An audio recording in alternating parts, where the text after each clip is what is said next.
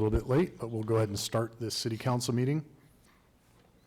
Bring everybody to order.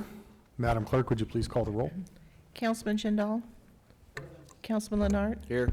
Mayor Pro Tempore Daly. Here. Mayor Duper. Present. And Councilman Rigsby is absent. Thank you. Thank you. And Dr. Rigsby, would you please lead us with the pledge and invocation? Looking right at you. Dr. Dr. Daly. Dr. Daly, I'm sorry.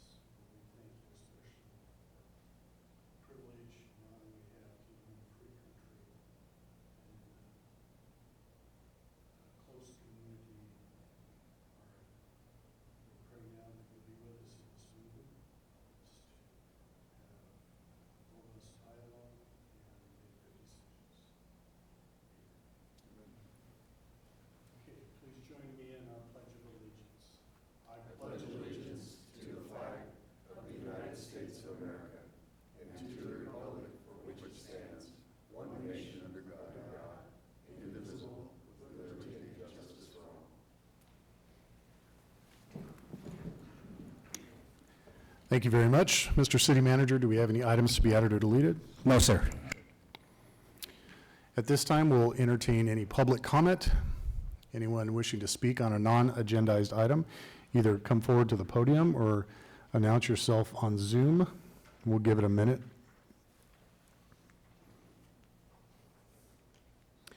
We have no takers, so we'll be moving along. Conflicts of interest will be handled as they arise, and we'll move on to the scheduled items. Item number 1 will be a public hearing on Council Bill R 2020-18. Thank you, Mr. Mayor. I have our consultant, Lane Carlson. She will present this report via Zoom. So, is she here? Yeah. Okay. Yeah, super. Yes.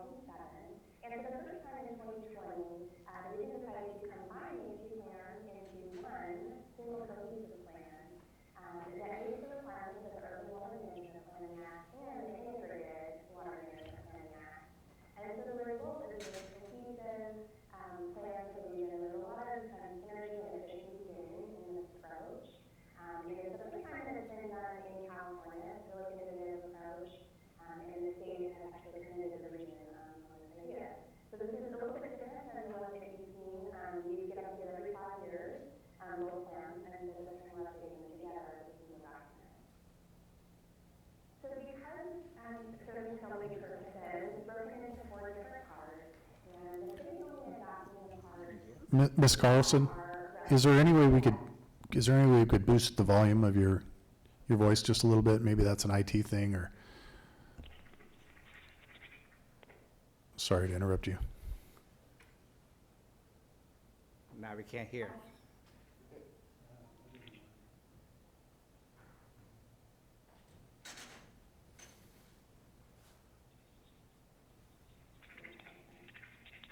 Okay, try it. Is that any better? Okay, yes. Okay, I'll try to speak up as well. So apologies, it looks like the formatting on this slide is a little bit off. Those boxes, of course, are supposed to be around the city of Loma Linda. But this plan is broken into 4 parts, and the city is only being asked to adopt the parts that are relevant specifically to your water supplies and your system. So parts 1 and 3 apply to the entire region. And so you're adopting both of those parts.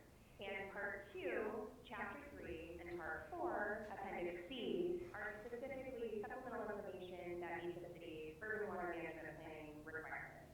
So you're not adopting any of the other sections of part 2 and 4 that are relevant to the other agencies. And the reason for that is so that if you need to make any changes or any other agency does, that it doesn't affect other agencies. Next slide, please.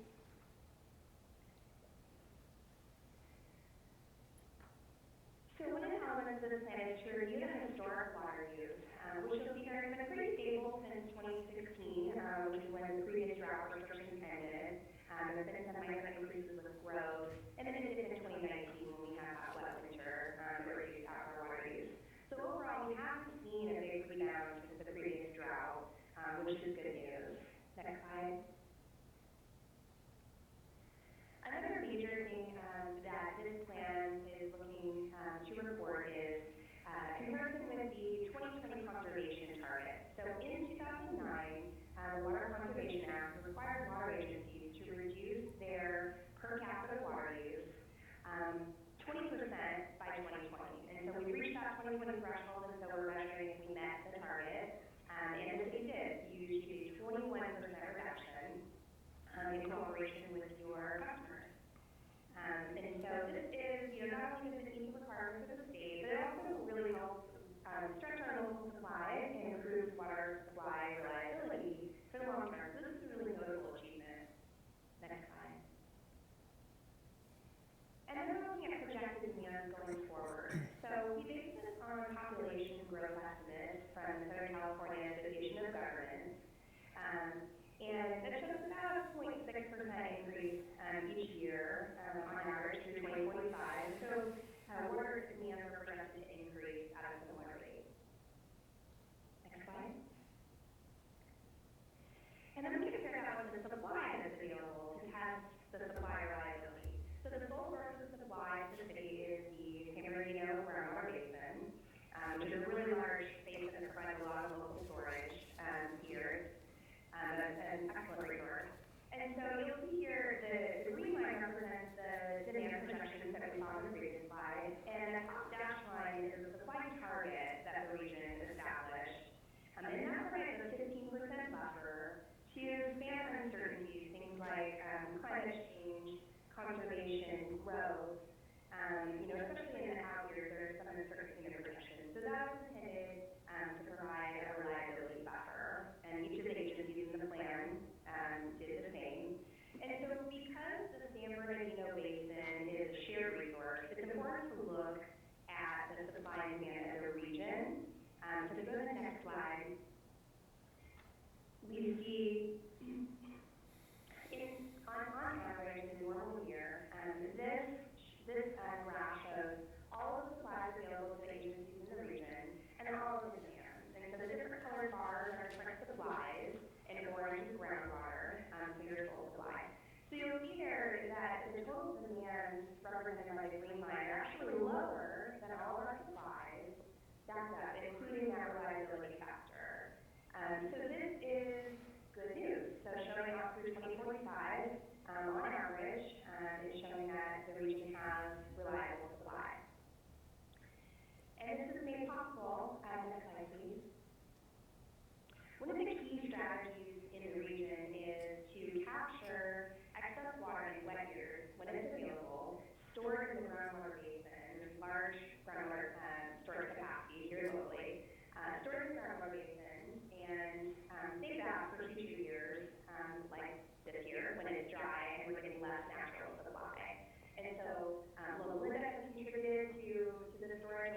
the regional managers, so we looked at local supplies that can help last through dry years.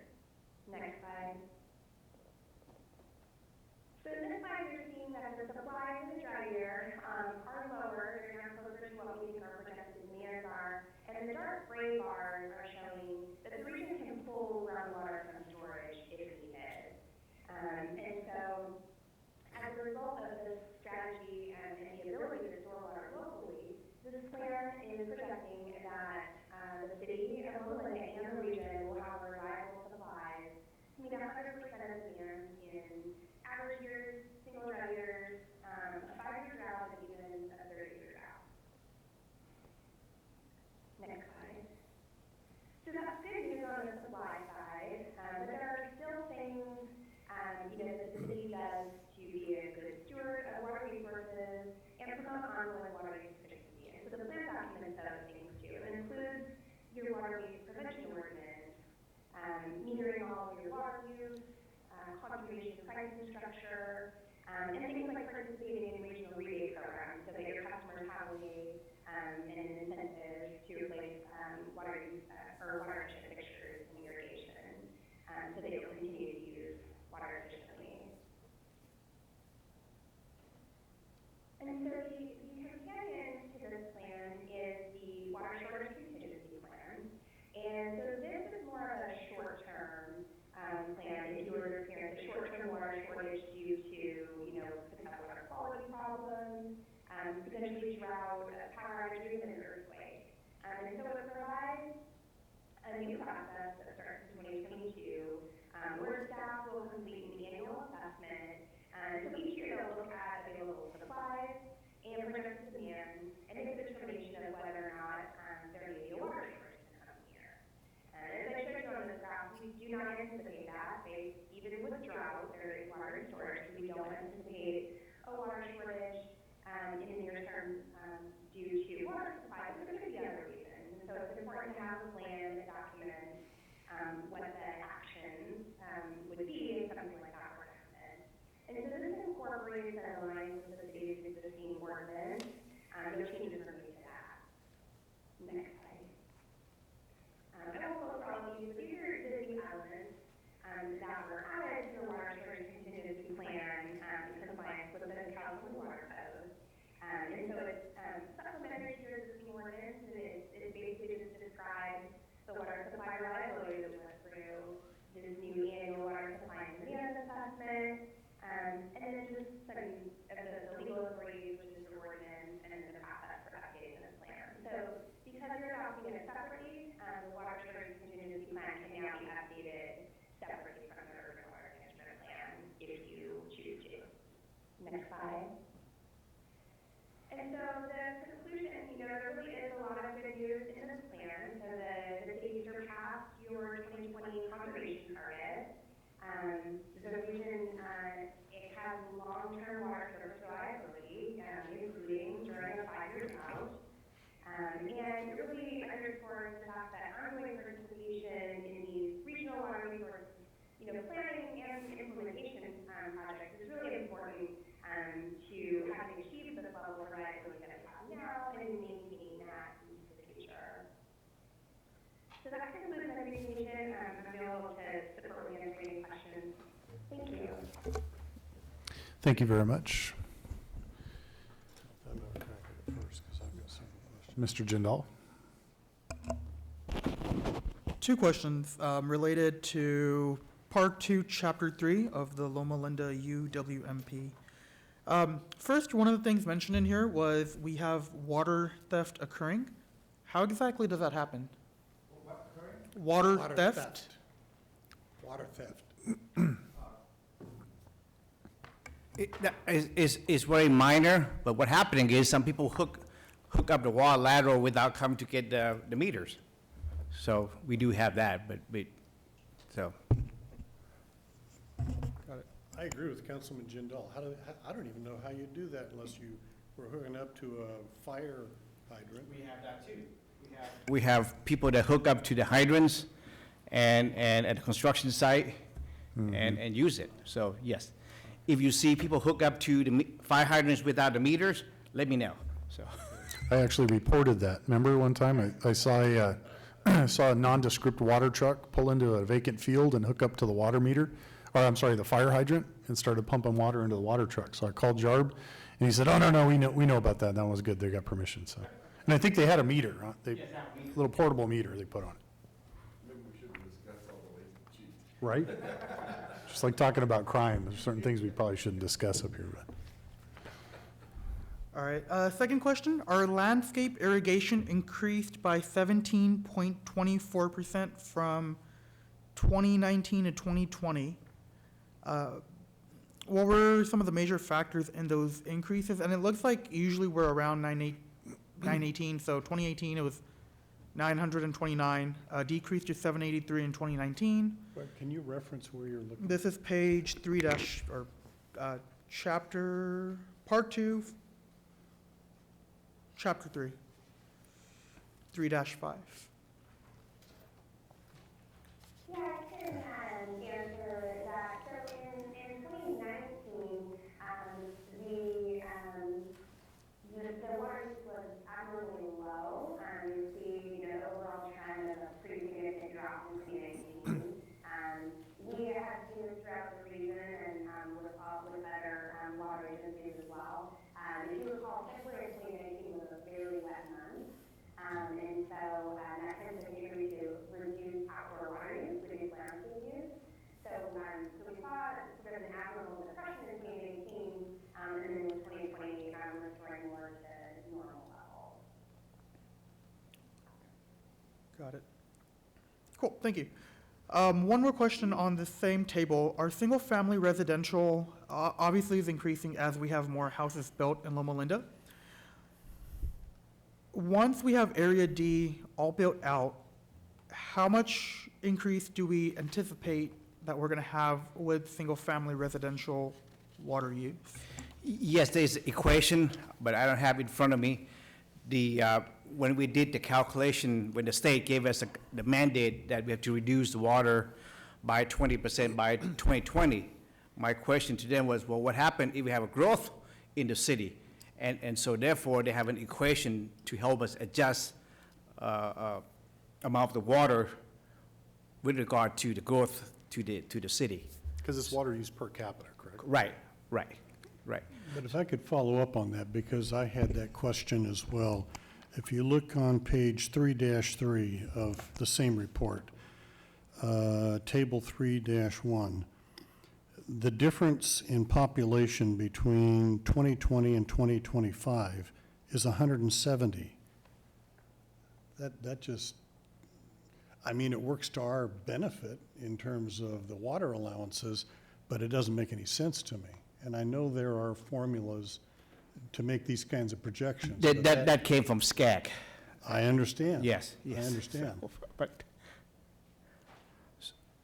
But their projections influence the regulations that we have to be sure that we're aligned with.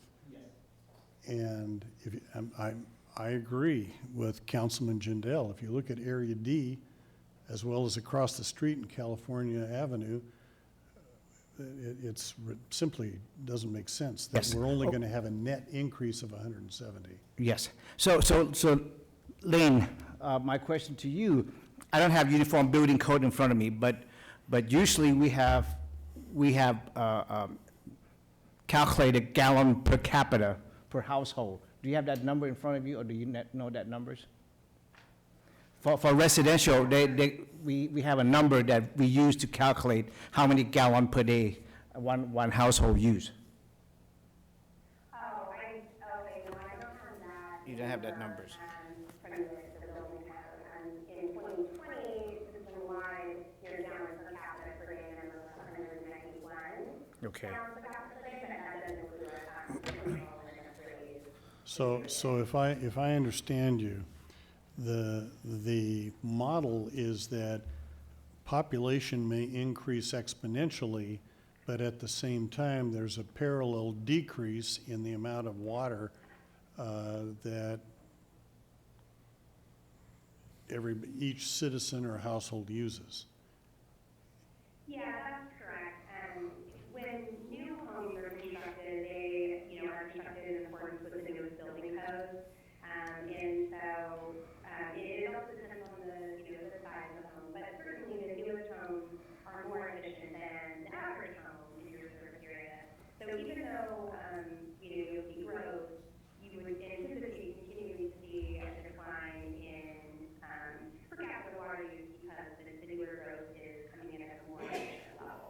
So on the table I'm referring to, 3-1, the difference from year to year is a net difference based on the formula of higher efficiency and less water use along with population increase. Table 3-1 is actually just, population. So that's based on the SCAG projections for your water service area. Okay. That's just population. So the water use projections come in, down, in table 3-5. Okay. So, I mean, it doesn't change anything, it doesn't change my support for this. I'm just saying that that's a radically low number Yeah. by any estimate I can think of. And I don't even know how many houses we're gonna be building in there. Does the state use, they don't use SCAG numbers because those are Southern California numbers. They use Census Bureau numbers, correct? But tendency to use the SCAG numbers. So- Really? But again, we combine both. We haven't seen the 2010 number yet from census yet, so. I didn't mean to horn in Councilman Jindal, go ahead. So I think the number that you're looking at, it's actually 1,700, not just 700, because it goes from 24,325 to 25,495. Linking Fair this, enough, fair enough. yeah, linking that table to, what is this? Part 4 of the IRUWMP, on 4-23, the projected demands for water, which is basically what my question was getting at. We're expecting an increase of 151, we're expecting an increase of 151 by 2025. So is that number, following what Mayor Duper was saying, taking into account what we're building in Area D? Yes. Okay. Yes, because the way we do this calculation, we gave them, we gave them the projected, the zoning and information that we have, yes. Okay.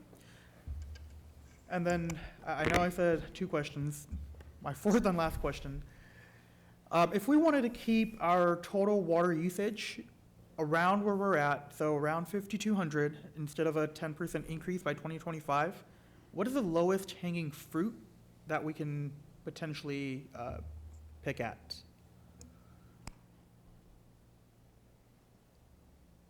Well, right now, a couple of things that we did.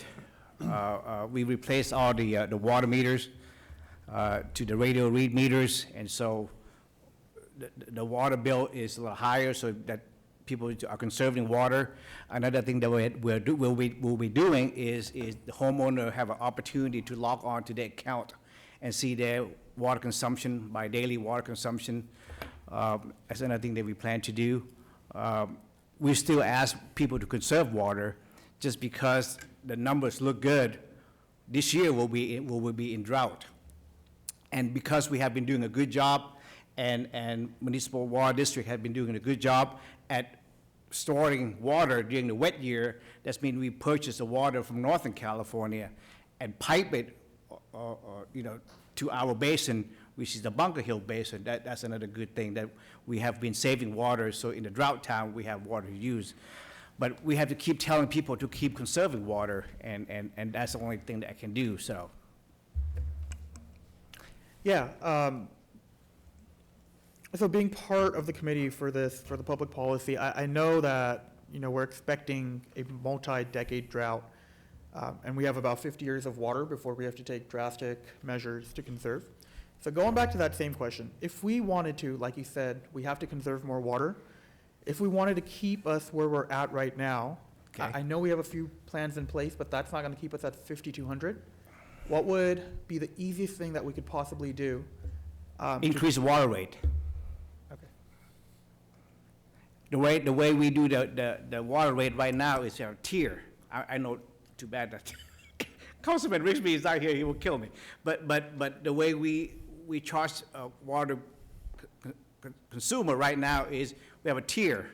And if you don't use average water, we charge this rate. And if you increase above that, we charge another rate, which is higher and higher and so forth. But it's a not very popular. Progressive cost. Yes, yes, and that's the only way we can ask people to conserve, so I guess. Is landscape irrigation part of residential and commercial, or is that city? Everything. Yes. Cool. That's it from my end. Okay, I'm not quite understanding. So, is there a way that the city measures what I spend in water on my landscaping versus in the house? No, sir, but. I don't think so. No, but there's an equation that we use. Estimates. Right, an estimate, yes. Okay. Because believe it or not, people in the residential area use more water for irrigation than their water consumption, than they shower and cooking and Yeah. so forth. That's So- if you don't have teenagers in the house, I guess. So. But I understand there's a model that they use. Go ahead, John. No? So tonight, our public hearings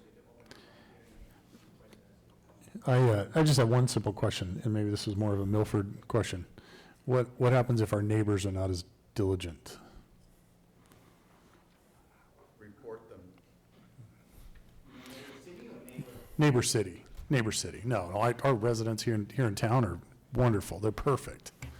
Talking about another city that depletes the Bunker Hill Basin versus us, because that would change the ultimate numbers, correct? Yeah, Yes. introduce yourself. But Milford Harrison, I'm a member of the board of San Juan Valley Municipal Water District. And we're the main processor, and Lane has worked with us for a long time, and she's somebody that we really respect. And she's done a wonderful job. Her organization has worked for our organization for a lot longer than I've been there. The reality is that it's being watched very closely. And if there are cities to our east or to our west that Or to the far south? to the far south that are abusing that, then it'll be known. And the other thing that's happening is that there's every piece of property in this whole valley is being flown, and it's being put on a grid. And so if you've got 7,000 square feet on your lot and your neighbor has 10,000 square feet, then both of you will be judged on the basis of how many square feet you have for your landscaping.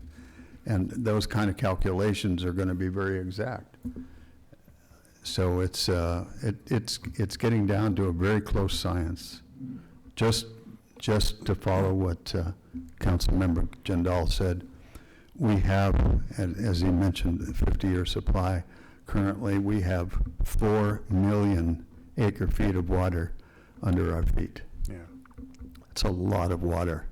And we're doing everything we can to add to that and to prevent depletion of that. And matter of fact, I was just talking with your city manager tonight about another new big project that is going to be aimed at that. So we're finding as many as we can. Thank you very much. Okay, with that said, we'll open, sorry. I've got a few We questions. Uh-oh, I've been patiently waiting. I thought you were done. No.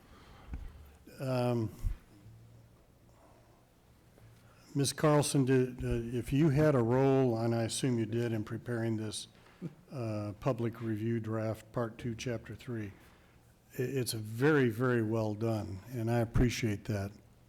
I wished I'd seen it sooner.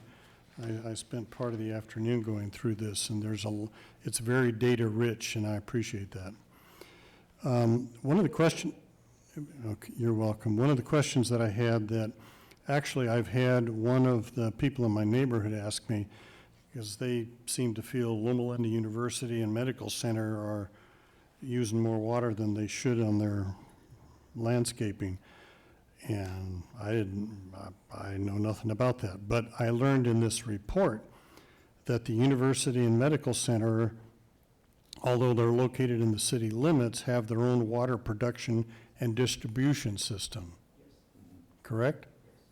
So I assume they have to meet the same kinds of standards that any other provider within the district has to? In other words, they have to have a report like we're looking at for the city. Actually, no.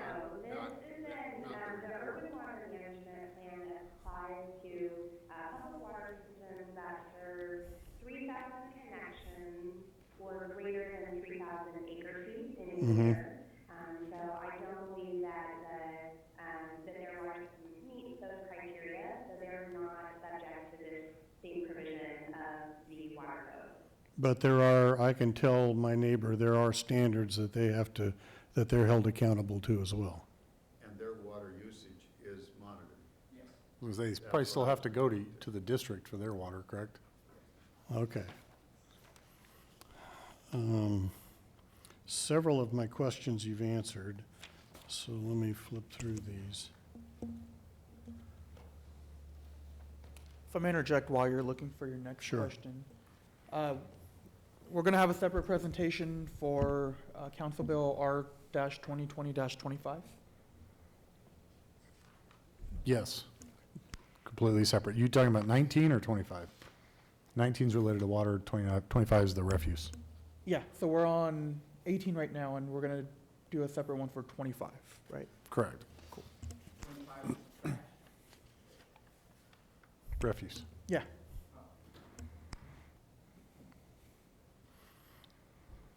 Okay. Next question that I have, because I've also had several people say that they've heard concerns, and it's made reference in here, and I'm not seeing it right now, that we have multiple wells. I think it's 6 wells. And we're using 5, and one of them we're not using because it's not clean water. Correct. It's too deep, and we have problem with perchlorate and fluoride. So we don't use that well. So is that a potential source we're just Yes. waiting on? It- So it's just a potential matter of source. process of- Right, either bring it up, put it in the treatment facility, or bring it up and blend it with other water. Which we're already doing now with the other 5 wells. correct? Yes, yes, Yeah. yes. And so we still have that added source. Correct, If the water table gets that low. correct. And we also have agreement with Lockheed Martin that, to clean up the plume. So they drill 2 new wells for us and request that we use those 2 wells first, because they put in a water treatment facility, and this way, so we'll clean their contamination. Okay. So, Makes and they help sense. pay for it. And I think that's in the report, too. I just wanted to kind of bring that out. Another question I've had is, Loma Linda has several city parks, and I read in here that the city irrigates those parks through a small raw water distribution system. Can you help us know what that means? Yes, the Horticrux Park Yeah. is being irrigated called Bear Valley Water District, which is the water from, is it Big Bear Lake or Big Bear Lake? They come down through city of Redlands, and we are part owner of it, we own shares, and we use that to irrigate the park. All the parks? Majority of the park, yes. Okay. Because it's, again, I've had a couple of people talk with me about, city's got big grassy parks that are beautiful and we enjoy them, but you're wanting me to conserve water and is the city. So this is something that Yes. I can share with And, them. and another thing that I want to bring up to both the council is that we have been installing purple pipe, which is for reclaimed water, all the new subdivision on both sides of Mission Road, all the way to Redlands Boulevard to California. We installed a purple pipe, even though right now we have not used it yet, we hook up to domestic water, But in the future, if the price for domestic water is higher than the reclaimed water, we can switch over to reclaimed water. And we have a wells, for example, there's one wells on the west side of Mountain View and Cottonwood. We have a wells on the north side on the north side of Mission Road that used to be for Orange Grove, that when the time comes, we can use those wells because it's a shallow well, it have high nitrate. We can put in a water tank that we can use for irrigation. So that is in the plan. We used to use that Bear Valley water for the orange groves too, right? They're called B contract water, for the northern part of the town, yes. The other thing that I think it's important for the public to understand that was enlightening for me is that if the water table gets low and we begin to get desperate, there is a relationship between the cities of San Bernardino and Redlands with Loma Linda University so that they can feed into our needs if we should get that desperate. Yes, sir. They'd probably be desperate too, at that point. Yeah, I don't know just how that works. There's part of this that's kind of interesting, and that's that the city of Riverside is a user of our water. For some reason, water rights were granted to the city of Riverside many, many moons ago.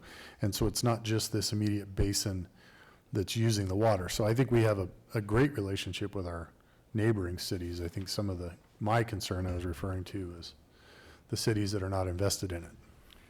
Well, they are, but, invested in using it. On page 3-13, it says, San Bernardino Groundwater Council, of which Loma Linda is a member. Who's our representative on that?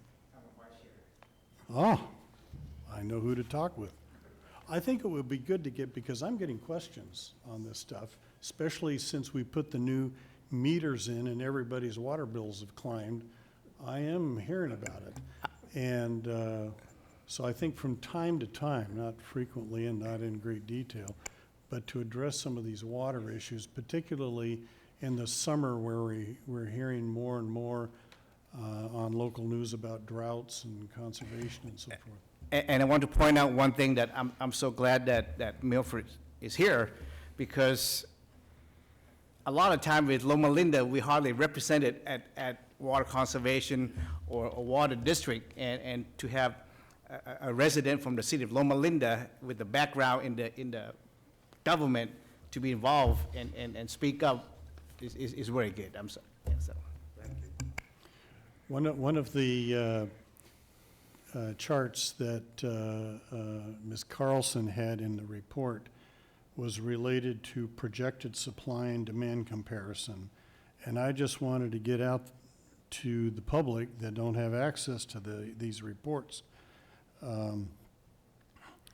that the projections are from 2025 through 2045 that our supply will exceed the projected demands. Am I correct about that, Ms. Carlson? Yes, that's correct. Okay, because that's going to be of comfort, because I've got people that are, worried whether they're going to be able to take showers. Can I ask a question on that? Yeah, go ahead.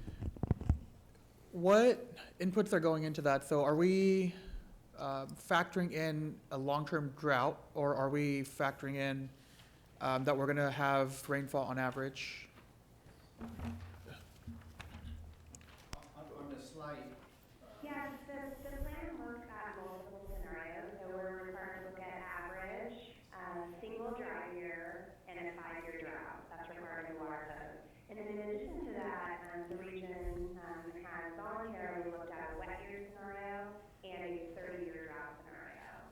So those are both important part of the water management story. So the long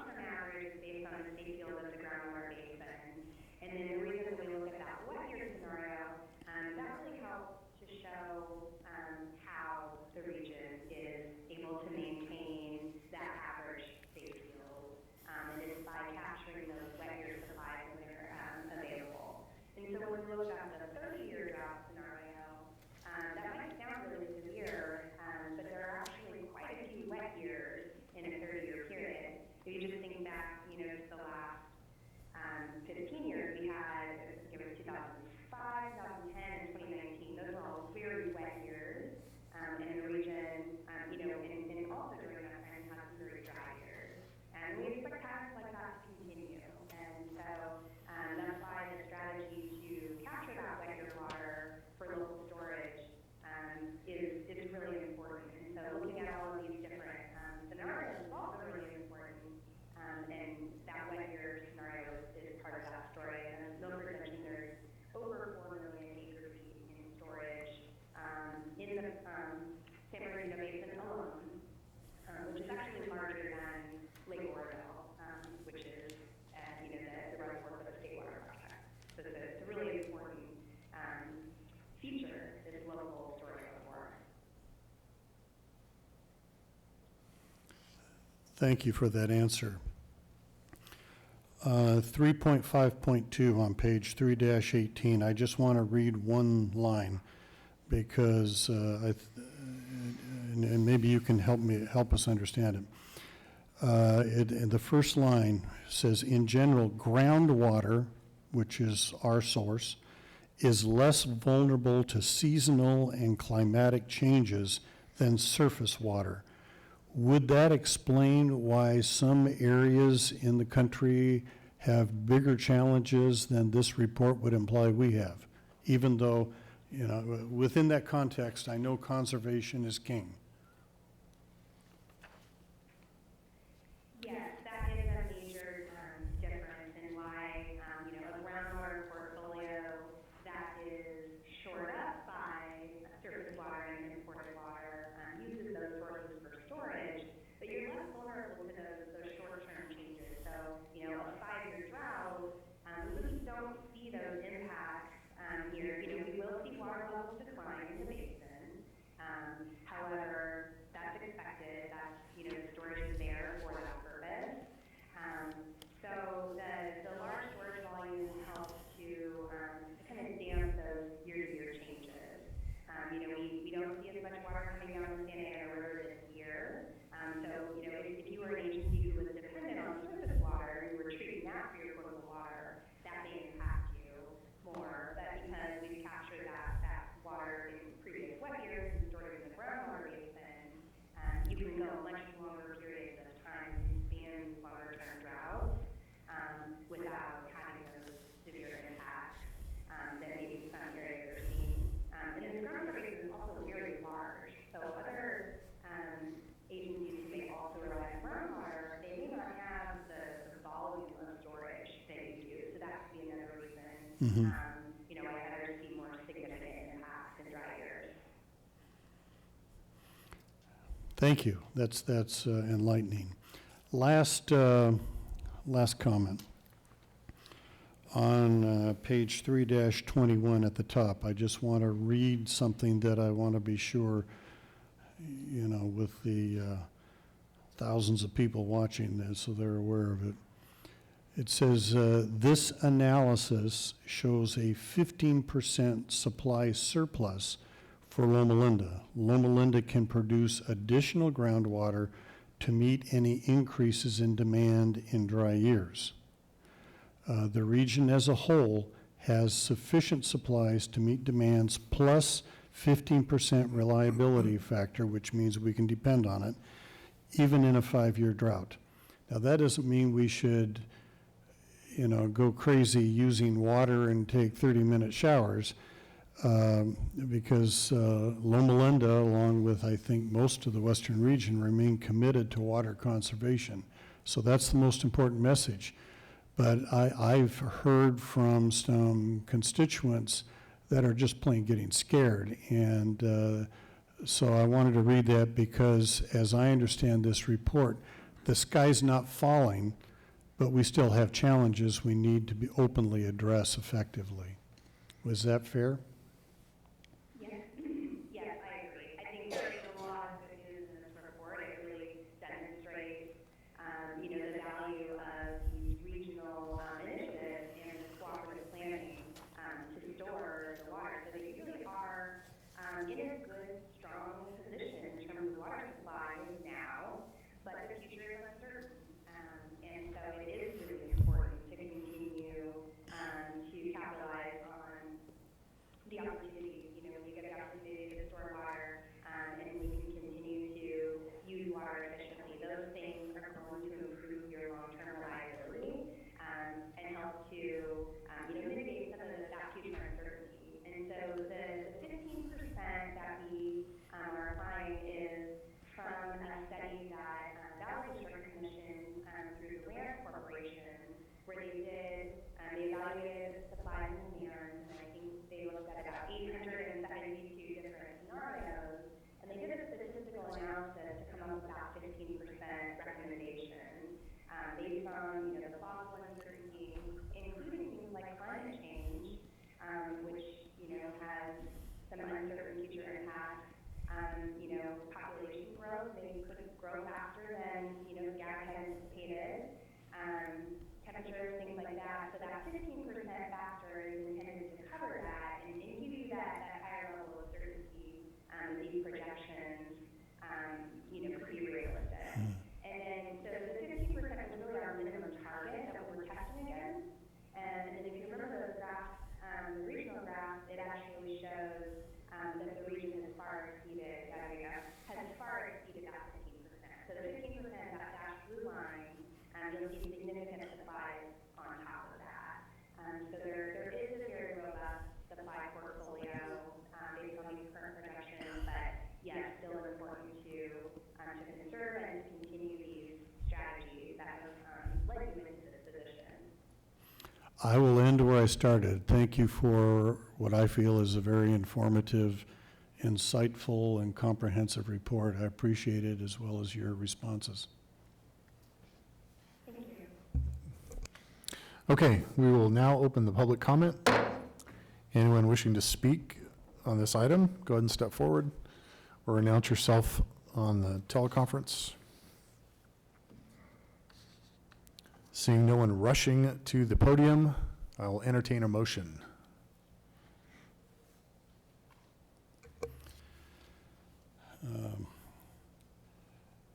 Mr. Mayor, I will move adoption of Council Bill R-2020-18, Second. Should we include both of those at the same time? if that's appropriate. I know, he always does. You can do those together since they are related. And we're setting precedent for later in the meeting. Okay, all right, so, I'll add approval of Council Bill R-2021-19. thank you very much. Okay, Madam Clerk?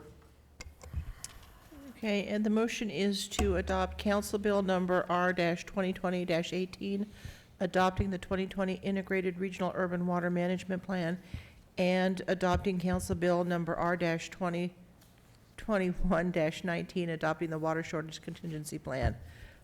Councilman Jindal? Aye. Councilman Leonard? Mayor Pro Tempore Daley? Aye. Mayor Duper? Yes. Passes, thank you. Thank you very much. Moving on to item number 2, a public hearing on refuse collection and disposal rates. Thank you, Mr. Mayor. A little background, we came to you at the last city council meeting and present this item, but I want to go over it again, is that the city do have a franchise agreement with CR&R, and as part of the agreement is they can increase their rate based on the Consumer Price Index, or CPI. And also, we are looking at the price increase or decrease with the County of San Bernardino landfill, so which is called the County Waste Disposal Agreement, that the city within this region are taking our trash to the county dump site. So for next fiscal year, we are looking at an increase for the residential of the trash rate by 47 cents per month. So, and what we did was we mail out the notices for this public hearing to about 5,100 resident and the property owner, of which we received 4, is that the final numbers? Okay, 4 letter back oppose this increase out of 5,100. So staff would like to recommend that the city approve the Council Bill R 2020-25 to establishing the maximum refuse rate and disposal effective July 1st, 2021. It's in my report. Well, before we entertain comments up here, I'd like to just say that this council has traditionally been very adverse to any rate raising in the city. However, at our last council meeting, was it last meeting or the meeting before that? Might have been the meeting. Last, yeah. Yeah. We talked about some of the new laws that are going to hit and impact us that are mandates by the state of California, and those include much more robust refuse inspection and disposal, which we either have to take on ourselves or we have to pass along to our provider, which is part of their process and part of this increase, correct? And so, not that I want to blame the state of California, but I really do want to blame the state of California because this is not our position. It's not our refuse provider's position, who I think has been a very good provider for us. So that being said, we'll entertain other questions. We're not having another presentation. No, this is No. it. But we have representatives in the audience, I think, look happy to jump up and answer questions if you have them. Okay, I don't see any. I'm going to open the public comment. Again, anyone wishing to speak on this item, please come forward. If there's something we may have missed or an idea you might have, throw it out there. Seeing nobody running towards the front, I guess it's the understanding everybody here is angry at the state of California against, once again, passing that blame along, and I'll entertain a motion. Yes, go ahead. I would like to point out, I would like to thank you, CR&R staff, Willeen and Milford and Alex, for helping me draft the letters, the notices, and she actually came and helped me Stuffed envelopes, stuff the envelope and I heard. and seal the envelope. Thank you.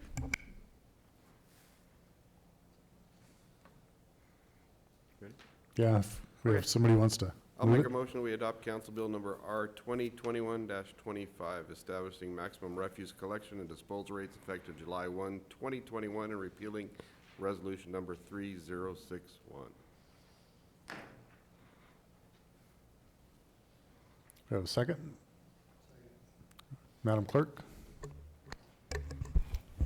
And the motion is to adopt Council Bill number R-2020-25, establishing the maximum refuse collection and disposal rates effective July 1, 2021, and repealing resolution number 3061.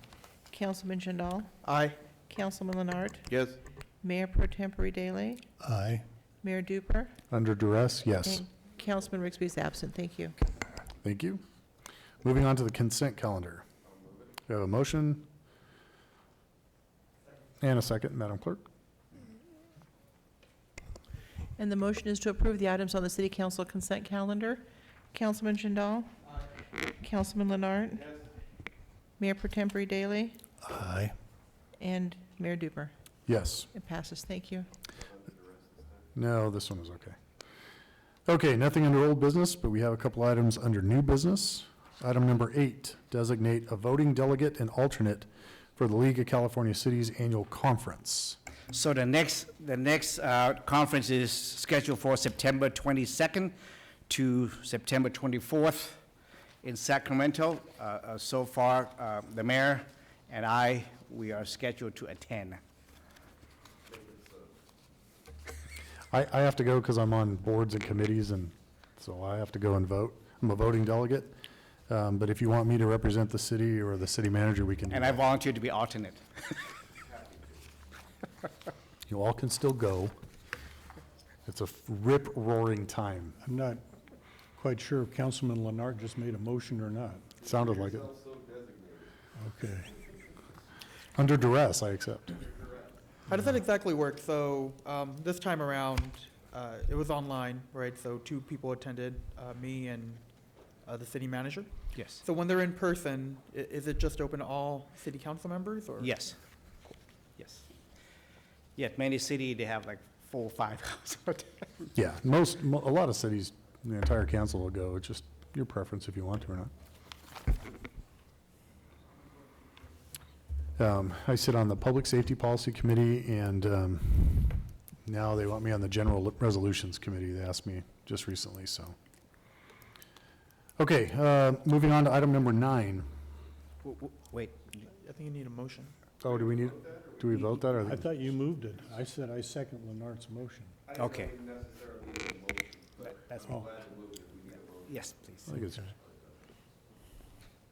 the attorney's shaking his head, so. I move that Mayor Duper represent us with city manager Zucker as the alternate, right? Yes, alternate, yes. Councilman Jindal, were you eager to be involved with this? Yeah. Then do we have the budget to send more than, or you said you'd be willing to be alternate? Yes. Well, he can be too. I bet is, yeah, we have budget for it, yes. You wanna Okay. go. So you guys work it out. I second the motion. I think the city manager has to go anyway, but you should go if you want to go. We can do that. Okay, Okay. And the motion is to appoint Mayor Duper as the voting delegate and city manager as the alternate. Councilman Jindal? Councilman Leonard? Mayor Pro Tempore Daley? Aye. And Mayor Duper. yes. Thank you. Okay, moving on to item number 9. This will be a joint meeting of the City Council and the Housing Authority regarding the fiscal year 2021-2022 budget. And I will take this opportunity to open the Housing Authority. Mr. City Manager? Yes, I would like Sonia to present. Good evening, Mayor, council members, city staff, and members of the audience. As you may recall, on May 25th, we had a joint workshop that went into detail over this budget. So what we're going to go over tonight will just be a summarized version of what we did on May 25th. So we're going to go over the general fund, which is a key operational fund for the city. We're going to talk about the unassigned, assigned, and committed fund balance. We're going to talk about the city as a whole, all the funds, general fund, enterprise fund, special revenue funds, capital funds, and debt service funds. And then we'll also discuss the Loma Linda Housing Authority. Now, Congress has approved the American Rescue Plan Act, which provides $350 billion for eligible state, local, territorial, tribal governments to mitigate the fiscal effects of the COVID-19 pandemic. Governments with a population of over 50,000 have received their money directly from the U.S. Treasury. Loma Linda is a non-entitlement city, which is a city that's below 50,000 in population, and our population is 24,482. So because of this, funding for non-entitlement governments were distributed to a state and local fiscal recovery fund for distribution, and will be distributed in 2 tranches. The city has been allocated $5.8 million, and the first tranche, which is half of that $5.8 million, will be $2.9 million. The city has submitted all the required paperwork and are waiting for disbursement. The funds will be used to cover public safety personnel costs, and will also look into offsetting for lost general revenue. Also, on June 8th, there was a closed session to discuss negotiations with the bargaining units, and guidance was given, and negotiations were completed and accepted by all units. And so if we go back to the previous slide, these changes that you see here occurred after the joint workshop, and also as a result of the June 8th closed session. So previously, in the budget that you received at the workshop, the unassigned fund balance was $2.8 million, and because of the American Rescue Plan Act of 2021, which from now on I'll refer to as ARPA, we will receive 2.9 million, hopefully by mid-July. And also there was a grant, state grant that was recorded in the general fund that should have been recorded in the federal state construction fund.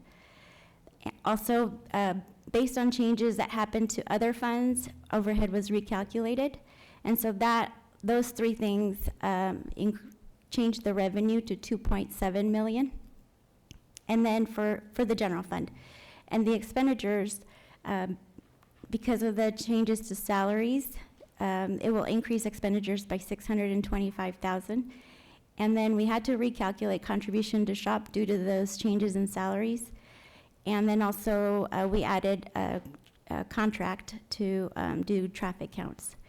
So that's a total of 647,000 in expenditures. So that changes the fund balance, unassigned fund balance, to 4.9 million. Next slide. So this slide goes over the general fund total ending fund balance. For 2021, which is the year that we're on right now, we're projecting to have unassigned balance of 4.1 million, assigned fund balance of 1.25 million, committed fund balance of 2 million, ending the year at 7.3 million. For 21-22, we're projecting ending the year with 4.9 million of unassigned fund balance, and then keeping the assigned and committed at the same level, and ending with 8.2 million. This indicates a surplus of 821,000. And I'd like to note that if we did not have the ARPA funding, it would be a deficit of 2.1 million. The next slide. This is the general fund, and this is the beginning unassigned fund balance. For 2021, it started at 3.9 million with revenues of 22 million, expenditures of 22 million, ending with unassigned fund balance of 4.1 million. For 21-22, we're proposing revenues of 23 million and expenditures of 22.3 million, ending at 4.9 million. And I would like to note that if we did not have the ARPA money, there would be a decrease in revenues of 1.9 million. And that is due to a decrease in building permits, fire plan checks, which are down by 291,000. Refunds and reimbursements are down by 551,000. Transfers in are also down 246, and overhead is down by 295,000. And expenditures increased by 335,000. So if you remember the previous slide, salaries changed the expenditures by about 600,000. So we actually had a savings in expenditures, but due to the salary changes, it went up a little bit.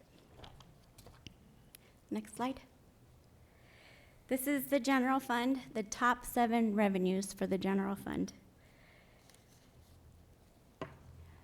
Sales tax had a 1% change, which is a little bit of an increase of 37,000.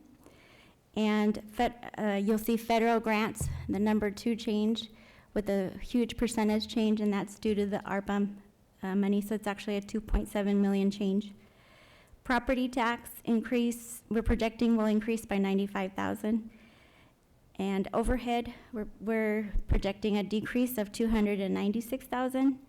And then the other change of 17% is the law enforcement contract with the medical center, and that is an amount that we get directly from the sheriff's department. So the net change will be a 7% increase in revenues to the general fund.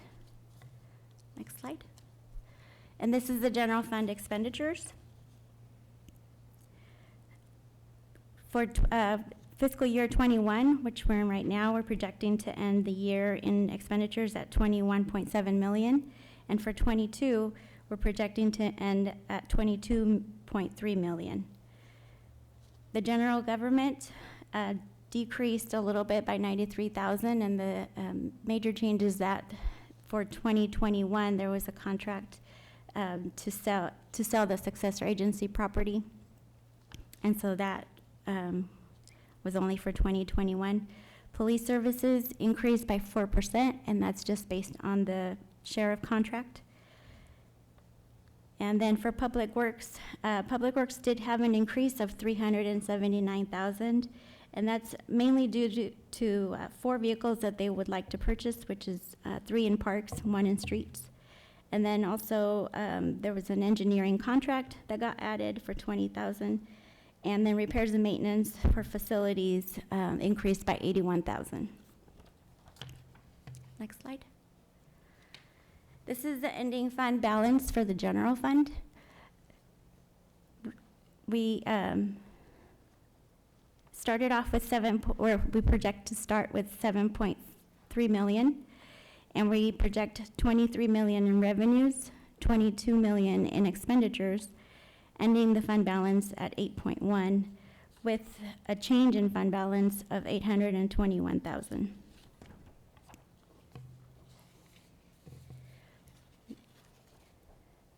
This is the city budget.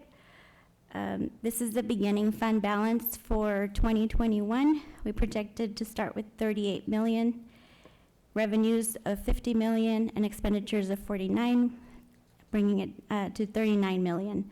For 21-22, we have projected revenues of 49 million and expenditures of 45 million, bringing the fund balance to 43.7 million.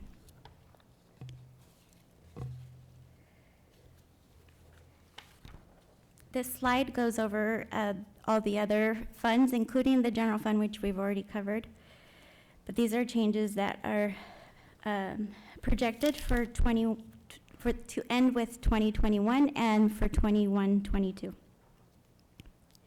You'll see there's a 4% increase in the water fund, which is $313,000 difference, and that's due to water sales, projecting an increase in water sales. The capital funds are decreasing by 706,000, and those are due to development impact fees are down due to building permits. Water acquisition is projected a decrease of almost 300,000, and then the regional transportation down by 234,000. And then for other funds, we project a decrease of 451,000, and that is due to a reimbursement that we received in 2021 for the SHOP grant, which was used for the Mountain View widening off-ramp. Next slide. And as I had mentioned before, there were changes that occurred after the workshop that we had. And so some of those changes had to do with the salaries, as we mentioned before. So the total salary change for all the other funds, hold on, I'm behind a slide. Okay, thank you. So total salaries for the other funds is 103,000. And then there was an increase in the capital funds for a sewer pump. And then the costs for housing mitigation plan, those were not added when we did the workshop, so they were added afterwards. So you will see a revenue and expense for the same because they're funded by grants. So that revenue is 257,000. And then there was a reduction in art in public places of 100,000 for expenditures. And so in this graph, or this chart, you will see for the water fund, there was a $300,000 reduction, and that's for well booster repair and variable speed drive for well number 5, and then SCADA fiber optic well number 4, the infrastructure for the SCADA. So that's down 150,000. And then the drive was 103,000. And then for the capital funds, it went down by 29,000. And then for other funds, it increased by 355,000.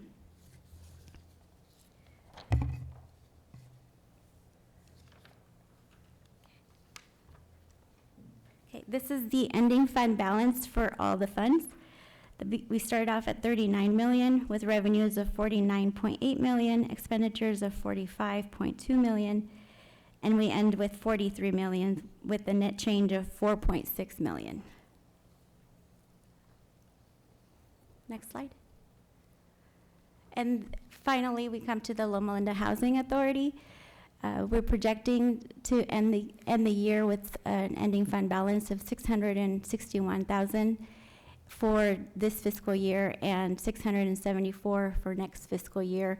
The major change that you see there in expenditures for fiscal year 2021, the Loma Linda Housing Authority helped Mary Erickson purchase some properties on San Mateo, and so that's what that difference is of 980,000. Next slide. So in conclusion, we'd like to add that in addition to our usual conservative revenue projections, staff has incorporated estimates due to the COVID-19 impact and has prudently proposed expenditures. And as a recap, the proposed budget for fiscal year 21-22, including 4.9 million in unassigned fund balance, 1.25 million in assigned, and 2 million in committed fund balance, for a total of 8.2 million in general fund balance. Thank you. Thank you. Any questions? Just two quick ones. One is the sales tax projection from last year to this year is projected at 1% increase. I would have thought with the COVID shutdown we had last year and businesses are open now, that sales tax would increase more than 1%. Yes, and the number that we received from our consultant, HDL, who they've been doing a lot of sales tax for many agency, and the number came from them. They look like the sales tax for our city is going to be only 1%. But I'm hoping Yeah. that will be more than 1%. Yeah, well, I would have guessed that. And then one of the capital fund projections was that because of fewer building permits being issued, that it would be down, I think I got it right, at 9%. Right. And so the question is, as we continue to develop Area D, I see Yes. we've got a sign out there now Yes. that there's going to be pads. Yes. So I assume that will, Maybe in 2 years. So what happening is the reason we have receive a lot of permit and fee this year is because the houses, they were under construction.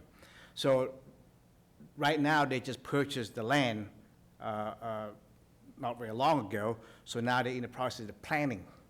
So, and then after planning, then they will submit it to the city for a plan check, so we'll get some money for plan check, and then the majority of revenue will be during construction, and after the construction, then we'll get the permit and the development impact fee and so forth. that So- makes sense. Thank you.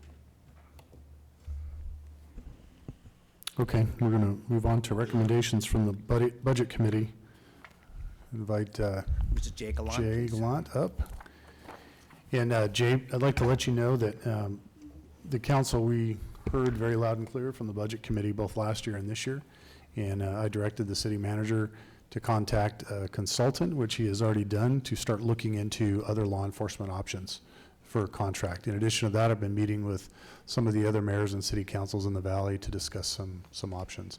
So we know and we recognize that there was a large increase in that number, and we're looking to see what the possibilities are. Okay. Thank you, City Council, City Manager, staff, everybody helped to try and get this budget all together. It's getting real hard for the Budget Committee to really beat up on a budget that's so lean. We've been running a long time on leanness. And sooner or later, the city has to decide how it wants its services to be and also what it wants to be in the long run. What that actually takes is more revenue. So if there's anything you take away from this budget cycle, we are dodging a few bullets because of COVID and the relief package from the feds. We were at a negative, we were actually upside down on the budget, and this kind of brought us out. Does that mean we were going to be truly upside down? No. We would have cut some more to balance it out, like we always have to do. So at least we don't have a lot of pain for this year, but I think the lesson is that what's going to get us out is more revenue, because we're lean as we can be right now with the level of services that the citizens are now used to now. So with that in mind,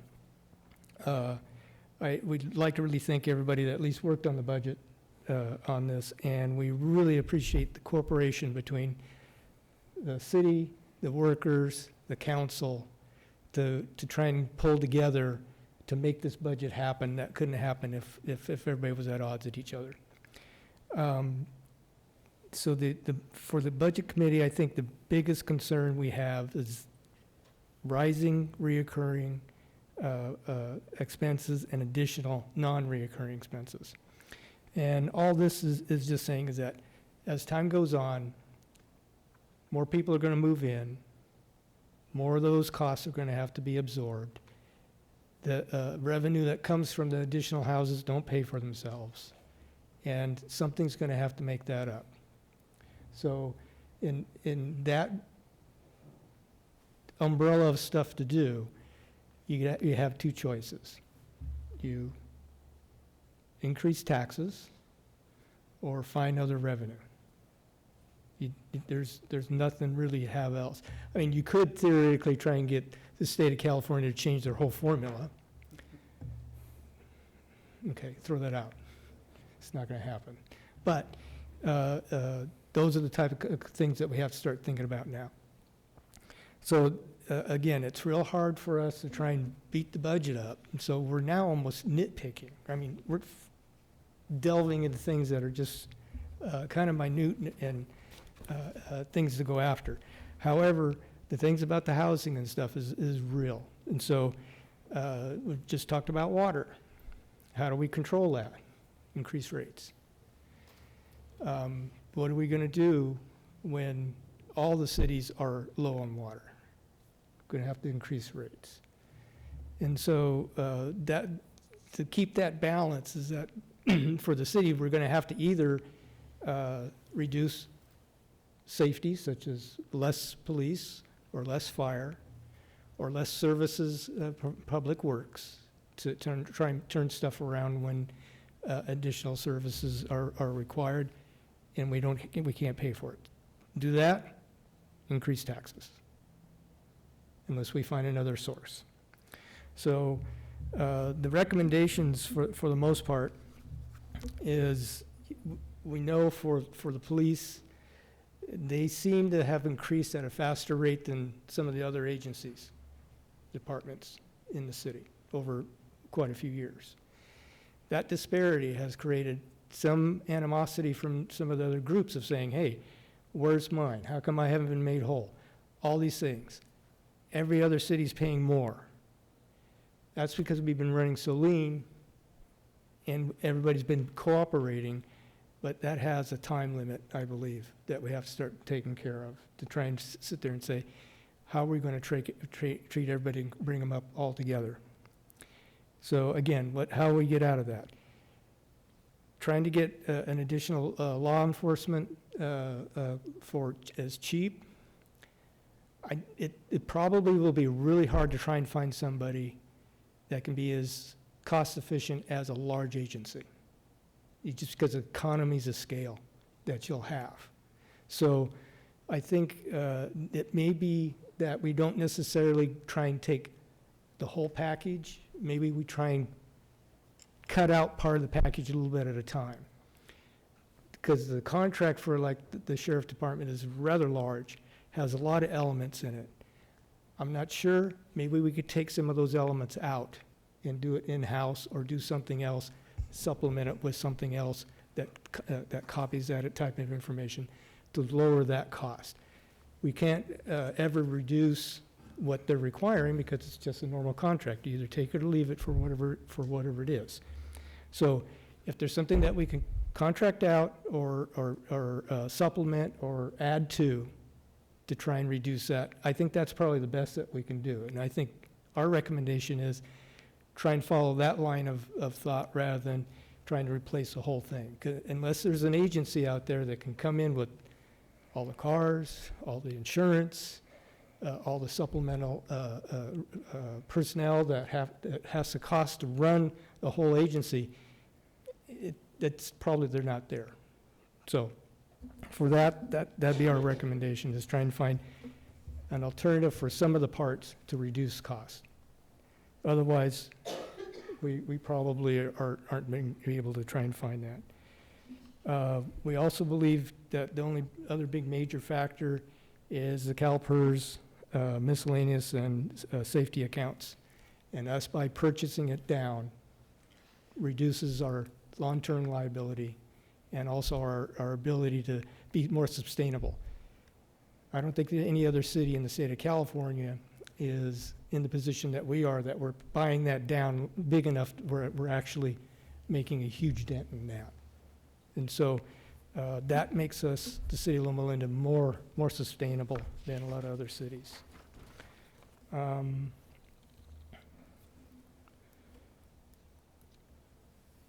Now, this is where we get real nitpicky. We're even down to landscape districts. And we had a small discussion in the workshop about the landscape districts. And even the budget committee has its opposing forces on this particular item. However, as a budget committee, what do we do with a problem that keeps on, it's a small thorn in our side, what do we keep on doing? Do we just keep on scratching on it each year and adding more salve on it, make it feel better, or do we do something about it? And one of the proposals is we find an alternative landscape design that is a little bit more sustainable with less water or something else. This, I don't know, get Disney's Imagineers out here, I don't know, something out here to make it good enough for that the people would like to see something that would be there, but at least cost a whole lot less in water, personnel, mowing, clipping, and all the other stuff that can be with it. That would be our recommendation for that, to try and at least try and get the thorn out of the side where we're not continually adding more money from the general fund to pay for this error 30 years ago.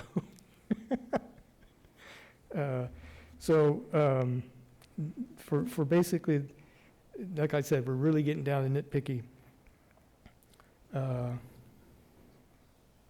I think the rest of the stuff is what has been proposed is fine to the budget committee. Then finally, the budget committee wishes to commend the staff, city manager, council, have worked so hard to make the Loma Linda in a better position than most other California cities. So if there's any questions, I'll run away. Go ahead, Ron. Or Bavin. Do you have anything? I appreciate your perspective, as I always do. Basically, if I was to summarize what I hear you saying, is we're looking at revenue challenges or budget challenges in the future, as we've seen in the past. And basically, two of the options are raise taxes or reduce expenses, and you gave examples of that. Does the Finance Committee have any recommendations for revenue generators? That has been one of the things that we have put in almost in every one of our recommendations, was to try and do something. No, I understand And- something, but that's what I'm asking. This is where, this is the most difficult question Loma Linda has faced since its inception. It was, to develop Loma Linda as a city was a good idea, but how it pays for itself has always been a problem, because it's always set up on a basis that wasn't designed to generate revenue. It was designed for another purpose. Meaning more businesses, and we've got, No, maybe More instit- businesses. More educational institutional. And we have a versus- lot of institutions that are not, doesn't bring in yeah, resources that and was everything my else. point, yeah. Yeah, so it wasn't designed for that, so it's always been the challenge. The bringing in the hotels and stuff has been a remarkable change. The auto sales is a major driver. We would need land that's closer to the freeway to try and do that. So when you're designing what we want to see, you have to pay more attention what people want to invest in to be able to try and bring them into town so that they would set up shop here, in effect. Also, clean businesses.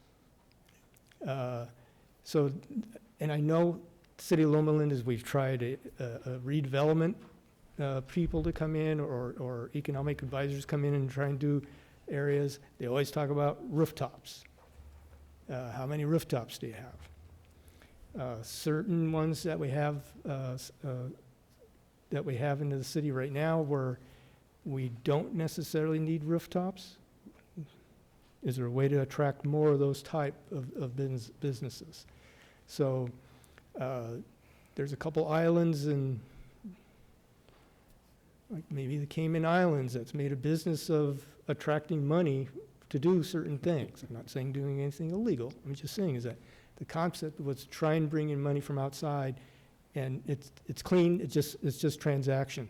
So that type of a concept of trying to generate that type of revenue rather than the traditional revenue where you need rooftops is also a possible viability. So it's one of these deals that we have to really rethink outside the box to try and bring in entities that can generate money for us without necessarily creating, because we just don't have a lot of land to do all the stuff that we'd like to do.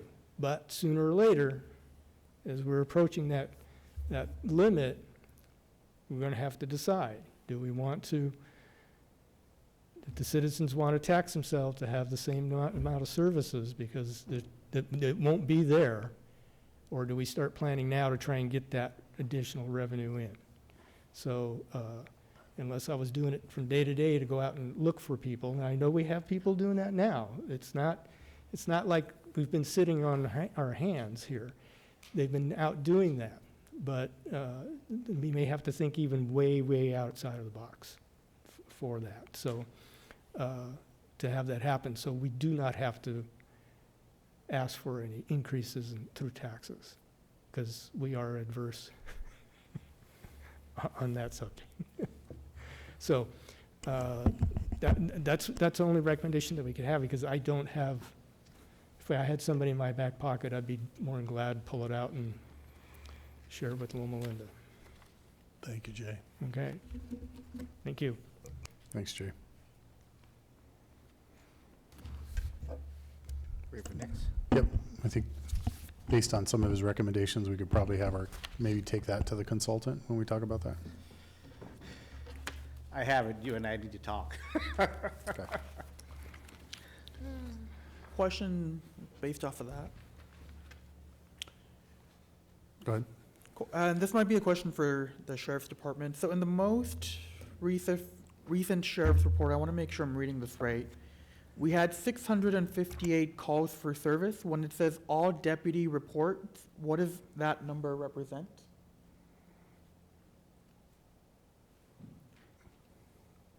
Could you ask that again, please? I don't know if I'm understanding the terms.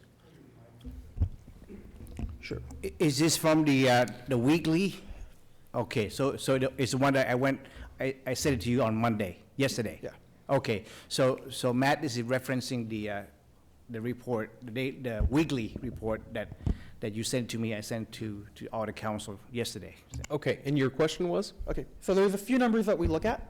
One is all calls for service, which makes sense. And correct me if I'm wrong, that would be someone calling for whatever reason, right? That's the gross total of everything that we do. Every time a deputy makes a traffic stop, every time a deputy independently checks something, that's a call is generated, and it's a call for service. So what does all deputy reports include? So all deputy reports was 50, all calls for service was 658. What does that 50 number represent? So what I believe is the case is those were the calls that actually generated a deputy taking an actual police report. Okay. The vast majority of the calls that we respond to, they don't result in us actually taking a report.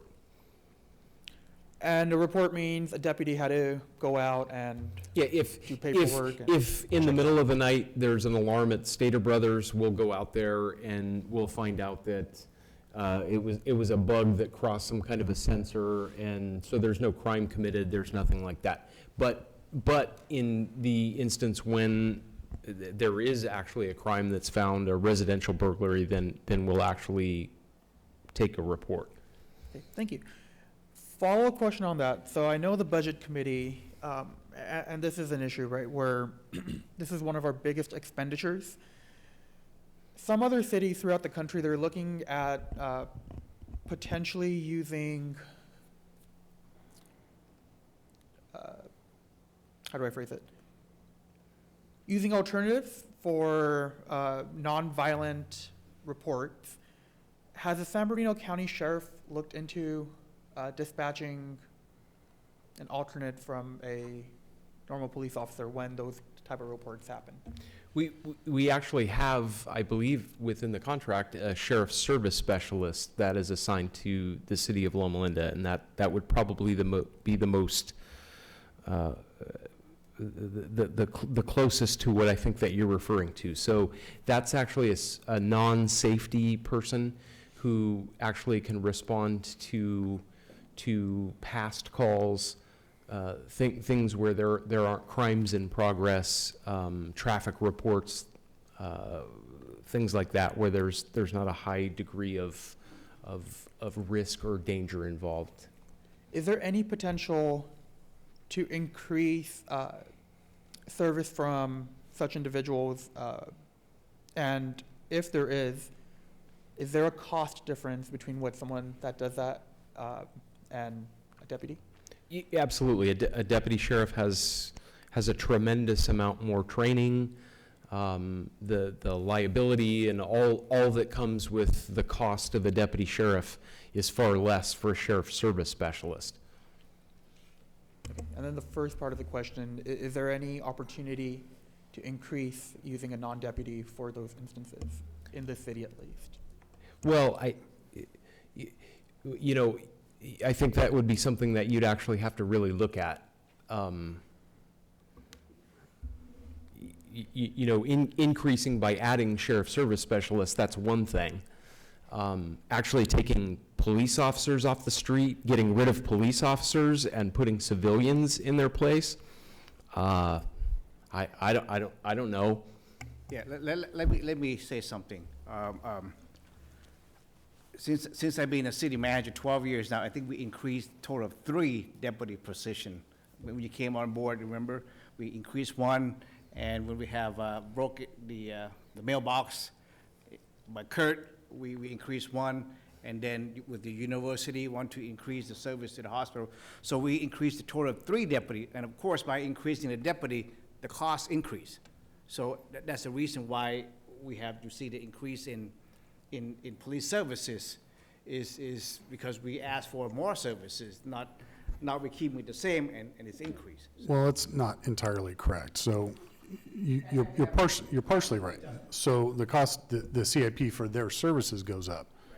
So that the challenge is when you get to a certain number, and I don't think we should be talking about it necessarily publicly, but you run the risk of, if you decrease certain amounts of service on the safety side, meaning the sworn officer with a badge and a gun, and they can't, and you can't just have a civilian working, say, at night, that can respond to that domestic. It just doesn't work that way.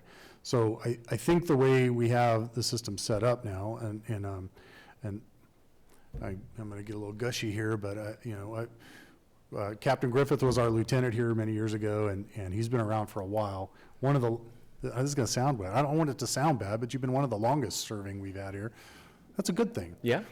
And so I know that we really looked at our staffing and whatnot. In the civilian employees that go out and take reports, they can't make arrests. They don't do investigations. They just take reports. So there's only certain times of the day and certain amount of calls that they can handle.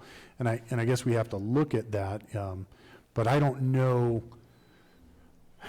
knowing what I know about the staffing and taking my for Captain Griffith, my friendship out of it, I understand the cost. And I think that's where the push and the recommendation from the Budget Committee was to look and see if there are other options available at a potentially cheaper cost. But I don't know that we can ever reduce the amount of actual sworn deputies that we have, because it's not very high as it stands. And that's where the scary part gets.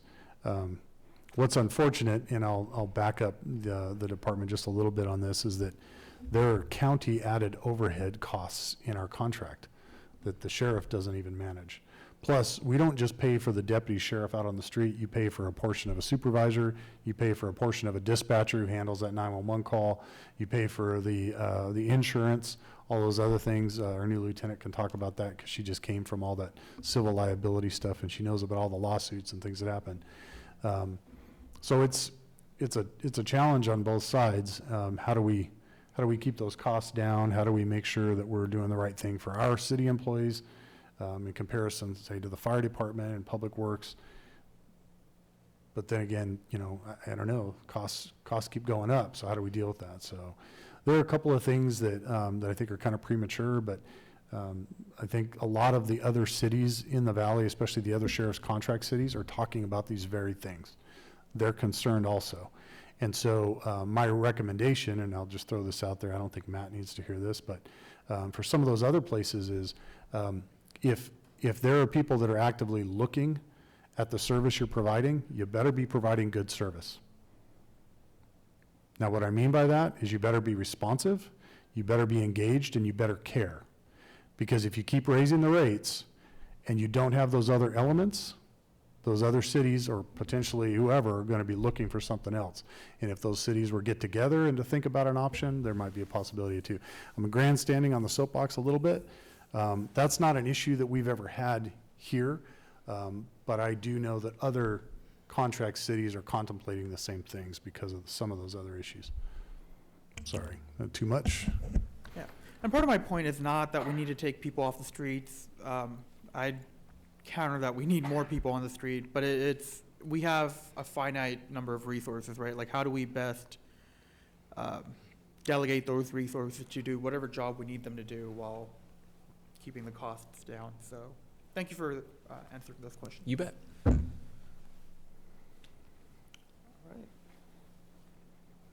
Okay. Is it premature to make any type of motion?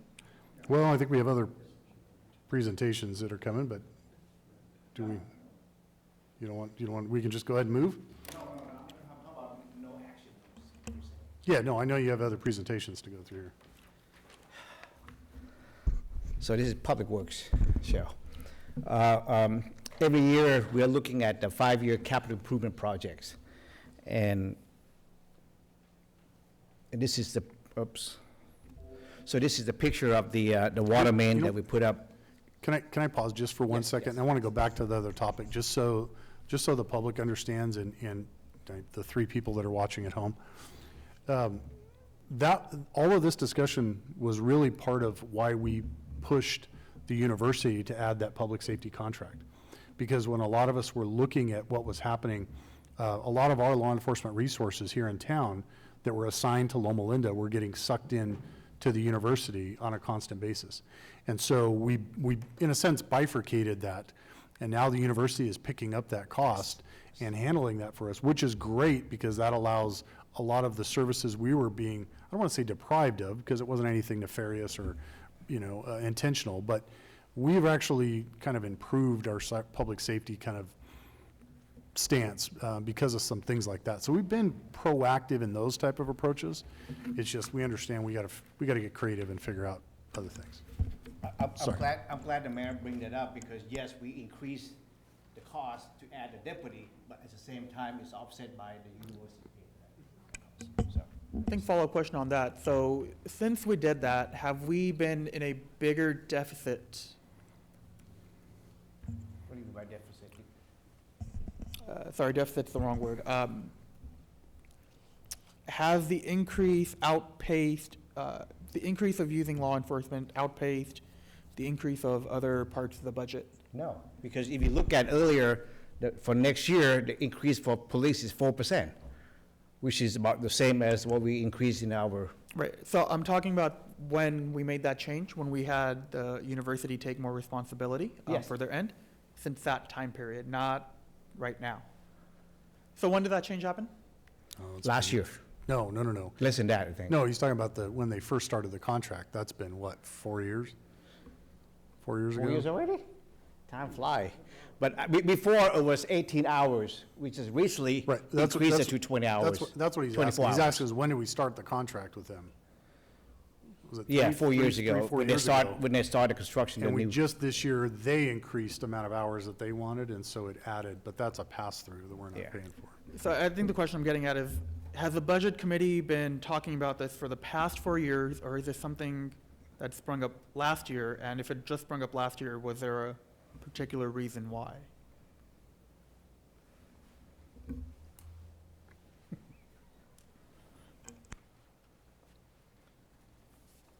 I think it sprang up last year because of the differential of what the police department was asking for an increase as compared to what we were actually anticipating to pay everybody else.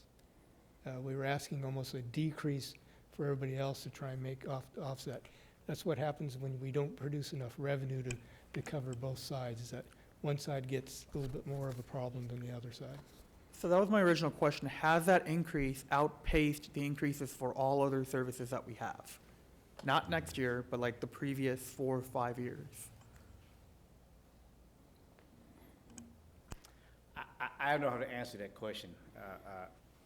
One of the things that happened last year was, if you want to compare the police services to the resident employee, last year, we decided not to give a pay raise to all the employees due to COVID. But because the county already have a contract, a signed contract with all the deputies and the captain and lieutenant, so therefore, the salary increase is part of the contract. And so they have their increases, and the city employee decide not to have it. But so, is that a Yes, right yes. answer? So we don't have control over the contract negotiations, the county does, right? And so we took a very, very conservative approach last year, looking at COVID hitting, worrying about, our budget and where we were gonna be. And so we asked our employees to not take anything, to go status quo for another year. Mind you, we've been doing that since 2009, when we had the last economic downturn. We really haven't even increased back from that. So we've asked our employees here to really sacrifice a lot, and they have. The problem is we don't have control over what the county does. So in that process, the county negotiated, and a little unbiased here, or biased, probably rightfully so. I think the county, the deputies hadn't had raises in years, and they were like the lowest paid in Southern California. Maybe not exactly, but pretty low. And so they negotiated raises with the county. Those raises were starting, and then COVID hit, and it was part of a contract. So what really sucked is we saw our law enforcement contract go up last year when we asked everybody to actually, take something for the team, and we had no control over that. And then I guess my last question on this topic. Residents have their own. Are they rooted for it? I know it's a bigger city, is it because they have more commercial? As a matter of fact, they just increased the sales tax that was approved a couple months ago. So I'm telling you, every city around city of Loma Linda already have utility tax increase, sale tax increases. Loma Linda has been doing a good job of not increasing anything, and eventually, like I mentioned to Jay, eventually we have to go back to the voters and ask for a sale tax increase or utility tax increase if you want to keep the current services, and that's the only way it can happen. Redlands was acting like they were gonna lay off, like 20% of their police department. And nobody thought it would pass, but they went to the voters for Yes, a it public passed. safety task, and Yes. it actually passed. Yeah, You know, and we're very adverse to doing that stuff here in Loma Linda, and I don't know if it would even pass. I don't know that we as a council would even want to put it on the ballot. well, That's I would not part vote of- for it, That's but part of the problem, right, you know? And so we've continued to try to live within our allowance for very long. And I think everybody has got the same consensus that the best solution is to bring in revenue somehow. The question is how, you know? And we've been kind of creative, like with Mansfield and some of those other things. But, you know, hopefully Area D, when that develops and we get some shops and businesses and we knock Rancho Cucamonga off with, we get all the high-end shops out here. Why are you laughing? Yeah, yeah. You know, got the other hotels that are planned. yes, we and have two more hotel coming in. that TOT and all that other stuff, so, but it's hard. It's It's hard. hard to count on that, you know? So that's why one of my goal I mentioned earlier is to pay down our debt, so that we don't have to pay the interest on those debt. And I mentioned it to the budget committee, and that's a quick, easy way to reduce our expenditure. So, but yeah, so we have been trying, and this is not. I just found out I thought being a city manager is easy until I become one. Yes. Any more question? Okay, super. So this is last year we did the installation of the water main up on Lawton, from campus all the way to the end of the cul-de-sac. So this is what the picture of. So every year I'm going over this CIP. So we broke this down into 7 different categories, which is the fleet, the general buildings, park recreation, sewer, storm drain, street light, and water. I'm gonna go very fast because you heard about this every year. So this is potential funding source that we have that we can go through. A lot of them are grant funding. Some are development impact fee funding. So for fleet, as I mentioned at the workshop, next year, what we plan to do is replace a couple of the trucks at Public Works, Park Department. ST is Street Department Division, and we have one for the Fire Department to replace the battalion chief car and refurbish the fire engine. So that's total of $514,000. We have been working with the budget committee that we came up with the vehicle replacement plan. And so I've been working with the budget committee, whereas we're looking at vehicles that need to be replaced every year and where the money coming from. We also set aside every year about $125,000 $250,000, I'm sorry, $250,000 for assigned funding for these purposes for vehicle replacement. So for next, and the one that for fiscal year 21-22 is what actually budgeted for in the budget. The future year is kind of a plan, that what we plan for the next 4 years. So, and all of this might not be included for next fiscal year. It's dependent on the revenue. Another thing that we plan to do for budget for next fiscal year for general building, we are in the process of doing the fire station remodel. We have to replace the air conditioner at the senior center. At the city yard, we're gonna be putting the carport, a shade structure, replacing some carpet at the city hall here, and put a new generator at the city hall. Actually, we don't have one. We have generator for the fire station, but not at the city hall. So if something happened, we go dark and we can be in trouble. And for next year and the following year and so forth. For park, division, Councilman Jindal, usually we budget about $20,000 a year for tree planting in the past, but next year we're gonna budget $40,000 for tree planting. The money for that will come from the park development impact fee. And it's not just gonna be for planting trees, that means that include irrigation, install irrigation system and so forth.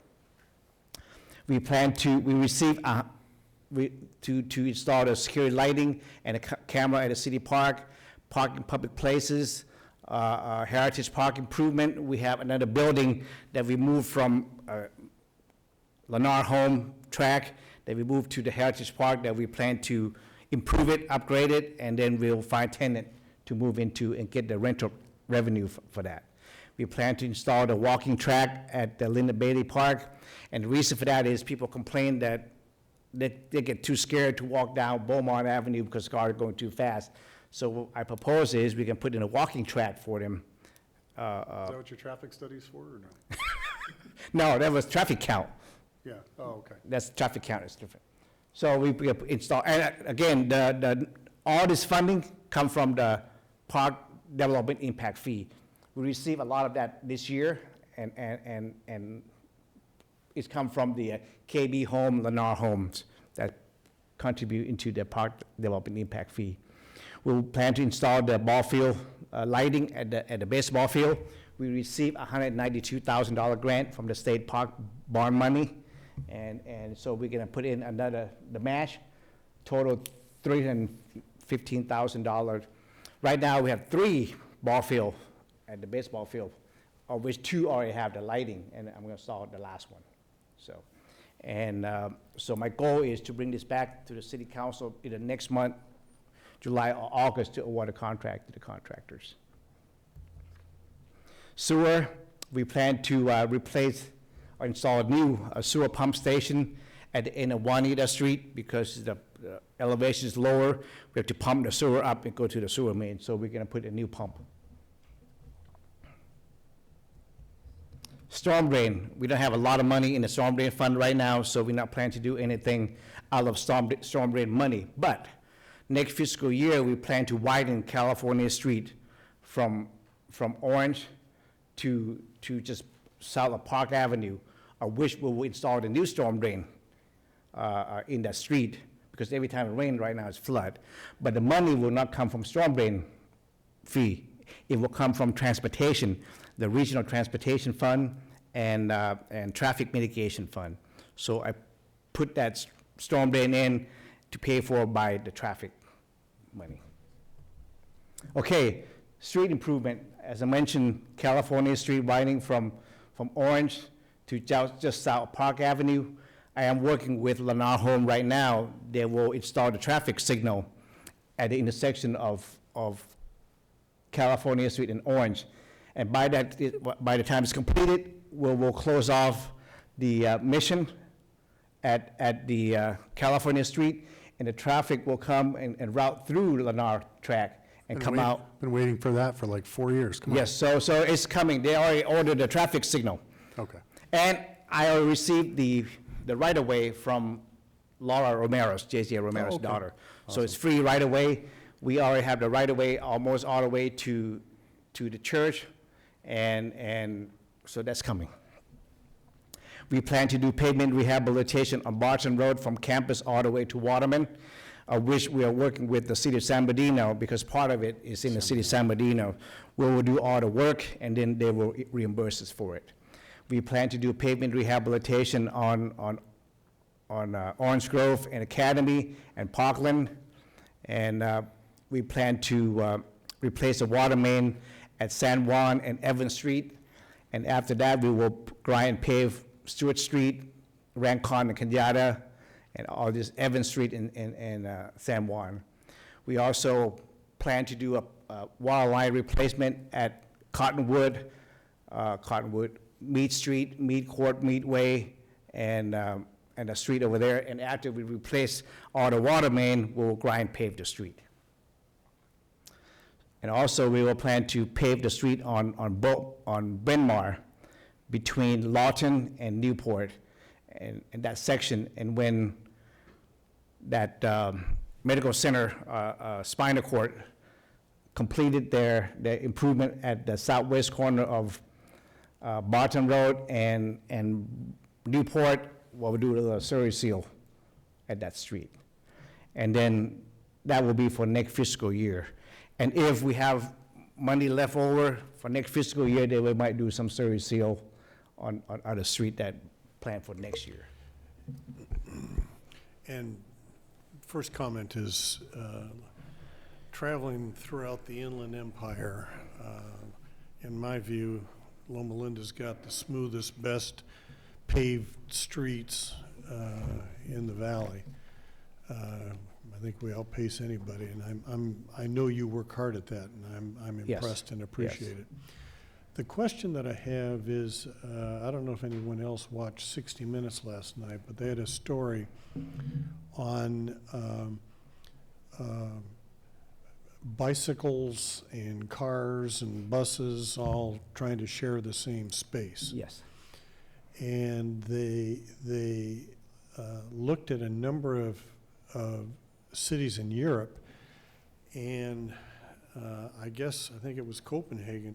They said that cars and buses and so forth will weave into and weave out of, and bicycles weave into and weave out of where the line is for bicycle lanes versus. And so what they did is they put a curb Yes. up, Yes. and the number of accidents they had dropped substantially. The number Yes. of bicyclists, people using bicycles to get to Yes. work and so forth, dramatically increased because they felt safer. Yes. I had never heard of that, Well, but it makes imminent sense to me. Is that something we could look at We at did. some point? We Oh, you did. already- We did. oh, And there you go. the problem that we have is, if you put curb there within Yeah. that 5 feet, you can't do street sweeping. Well, they don't worry. Who cares if we street sweep bicycle? Have you seen the gutters that, and I go out and clean them every once in a while. Yeah. There's a lot And we of appreciate trash. that too. We only do street sweeping once a month. Maybe we have more money, we'd like to do it twice a month. But yes, we look into it, but that's why. It increases safety, reducing or eliminating street sweeping on the bicycle lane seems to be a small price. Well, and then our street is not wide enough, and we talk about that with the Councilman Jindal, is he want to put more bicycle lane, is our street is not wide enough, and then the problem is, the car around here just go too fast. And What do they do about drainage? How does it get to the drain? They didn't get into drainage, but they said when they were talking with some of these planners and developers in European yes. cities, and again, I think it was Copenhagen, but they looked at several cities. They said, so you've got so much space on the street. right, What are your priorities? And they said pedestrians, mass transit, bicycles, and then cars. but not in And so California.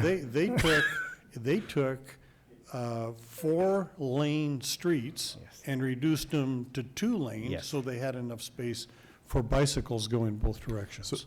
So we had a conversation about this not too long ago. We were talking about bike lanes, and one of the things that comes up here is the medical center and the demand for vehicular traffic to go back and forth and service the medical center. And a lot of the right-of-way that people want the bike lanes in is all owned by the university Yes. or LUASC. Yes. And so that They makes own it, Barton Road? No, but so they on own- Anderson, remember they the own the roundabout? property. Yeah, Yes, So you can't just, so there may Remove be and replace. limitations we have to work around, but if it's. we bike- actually have quite a few bike lanes already in place. How safe are they? Well, I don't. Have you ridden a bike, in a No. bike lane on? No, on- and I, I have. How It's a conducive scary are they, too? experience. What's that? Right. How conducive are they? Like, do they warrant someone ditching their car? Because I know everyone around Tulip Avenue, Davie Avenue, like, they prefer to bike to the Loma Linda University Medical Center, but to your point, they don't feel safe, so they're not going to do it. And now we have a parking issue and we have a traffic issue. And this isn't anything we're going to resolve tonight. Yes, I'm just saying that we're talking about streets, yes. and I'd like to expand the conversation as we deal with it. And I'll, Yes, we And- have and I- been trying, we have been trying, but the problem is, I think all of us are supportive of the bike lanes and bike ideas. It's just a matter of if how we do can we, make it safe. how do we make Right, it but safe then- and- Councilman Duper used to be a traffic cop. He know that every time we have fatality, he came out here and looked at the one on Bryn Mawr, the one on Barton Barton Road. was a bike, well, there's been two.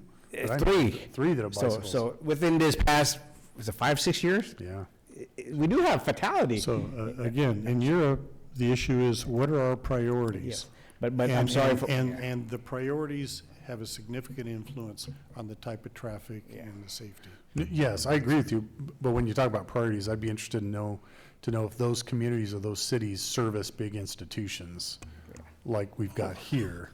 Copenhagen? My goodness, that's a large city. Have you been there? It's, Yeah, I actually have been Not a there. lot. And so, but I guess my question is, Paris? are we talking about, what are the bike lanes and what does that look around, say, like a hospital and an ER? as I said, we're not going to resolve Yeah, this yeah. tonight, and I don't expect to. I'm just saying, I want to put it out there so we look at it, and everybody can Google 60 Minutes and look this thing up. I think we need bi-level roadways. Put another deck up. Hey, have you been to China? Yeah. We've got them there. To relate that to this, one thing we had discussed is that we do have an opportunity for additional bike lanes around Lawton Avenue. If we wanted to do that, what would you need from the council? The challenge we have a lot is parking, is because right now, the people that go to work at the VA, at university, they don't have enough parking, so now they park all the way to Lawton. And so if you put in no parking and put a bicycle lane, then we could do that. Especially the western part has enough room for that. And I think this needs a little more study. So is that something that the traffic committee can look at least the west part of Lawton, if we can accomplish both? I'm looking at have a chairman of The traffic. chairman of the traffic committee is here, Yeah, so. who's on the traffic committee? Me and. You. Milford too, yeah, Oh, okay. yeah. And then Dusty, so. he's on. You also got to remember that we used to have quite a few more stop signs Yes. on Lawton, and Yes. our former mayor is stop sign averse. So removing the stop signs increased the speed on Lawton. Yes. Well, that's one thing that bike lanes also do, right? Or when you reduce the available space, you naturally have vehicles that go slower. So it improves safety that one way. And again, right, I don't expect an answer right now, but it does look like we have some opportunity in the city. So to I'm going to say increase- something that's going to get me hate mail, right? Because people are going to be mad. And I love the idea of bike lanes and biking to work and all that stuff. But all my years in traffic, and I investigated fatal traffic accidents, fatalities for many years, almost every single one of them involving a bicycle, it was the bicycle rider's fault. Because,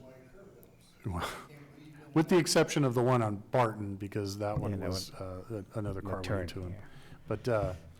But yeah, unfortunately, what happens is then if people feel too safe and too secure, they ride outside of the safety of in reality of the vehicles around them, so. You don't have to look very far. I see the Redlands. I usually drive down there 3 times a week. The bicycle, they don't stop at the stop sign. They don't stop at the stop sign, they just go through it. Okay, anyway, I'd be happy to look into it, and I want to make sure that Councilman Rixby is here, because he's the one who asked me to remove the stop sign to increase the speed, so, anyway, next is No, I'll let it go. Let's power through. next is water. Like I mentioned earlier, we plan to replace the water main down on Cottonwood, Mead Street, Mead Way, and then after that, we replace the pavement rehabilitation afterward. But the big thing is we plan to put in a 1.6 million gallon reservoir. So with all this new home in Area D, which is in Zone 2A, we need more storing capacity. So it's being designed right now, it's under design. In addition to that, we plan to extend the 12-inch water main east at Beaumont Avenue, going underneath the railroad track and flood control channel to tie into the existing water line on New Jersey. And this will provide a loop system into all this area. For next year, there will be more home coming in along this area right here to the west. So Where is this new water tank compared to the existing? this is gonna be right behind the dog park, but up in the hill. Oh, okay, okay. Yes, up higher. Yeah. So that only part of it will show, you can see it from down here, looking Okay. up. Part of it will be behind the hill Okay. to hide it. Okay.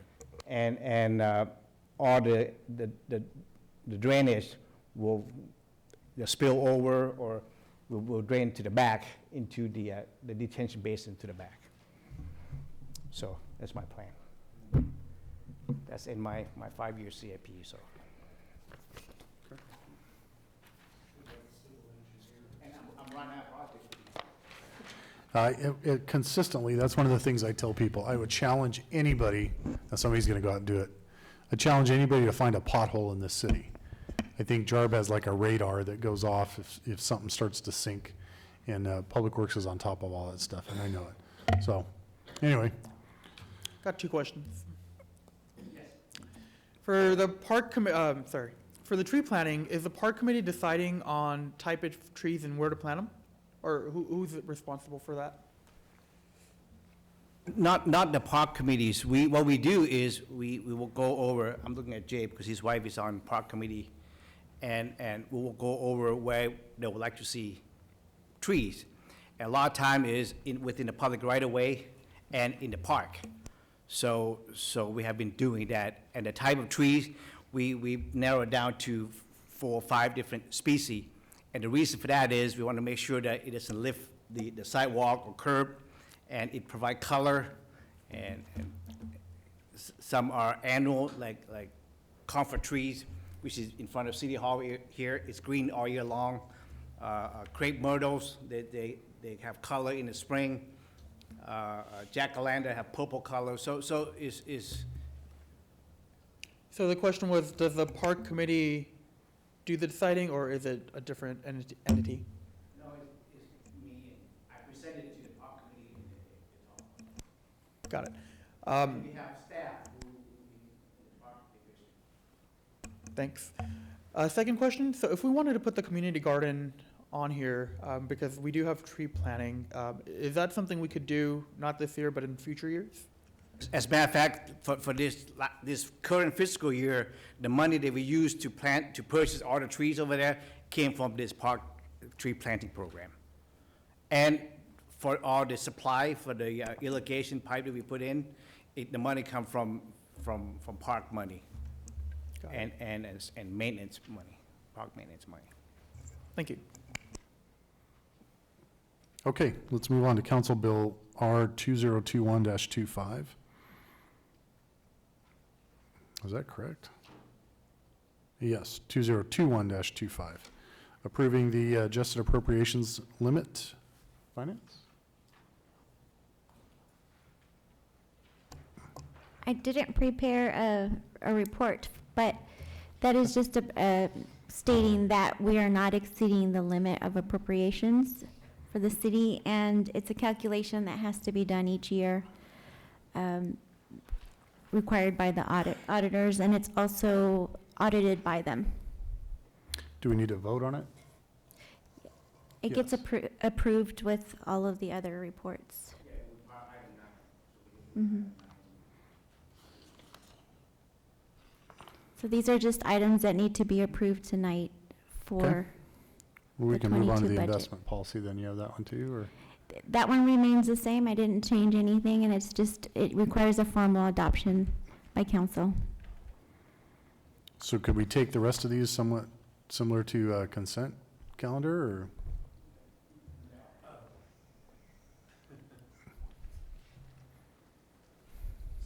stiffened up. Good evening. These items listed on your agenda, 9C through J, are all individual items for action, but they're all related to the one overarching budget proposal before you. And so we had discussed previous to the meeting that you could adopt these all by a single action. It will require you to incorporate the recommended staff actions for each of those items. And Barbara could summarize those as she does so well in restating the motion. I did want to add, though. Number 9? Yeah, under 9, C through J are all the action items composing the budget overall. Yeah, but you wanted to modify number 9 under, 9G G. is the extension of the service contracts. In that respect, there was one particular item, which is the tree trimming contract, number 9, under 9G. That is something that I need to take another look at because we've been working with another city. They're just renewing their contract. And this provider, the contractor, has agreed to increase their insurance coverage in response to some recent claims and litigation in other cities. So we're going to recommend that all of these items, service contracts, be approved as part of the budget, but subject to final review and amendment by the city attorney and the city manager to update those insurance provisions, indemnity provisions, et cetera. Well, I would make the same recommendation as to all of those items listed under 9G, the extension of annual service contracts, and there are 9 specific contractors listed under that, and I would want to review all of those to update the insurance.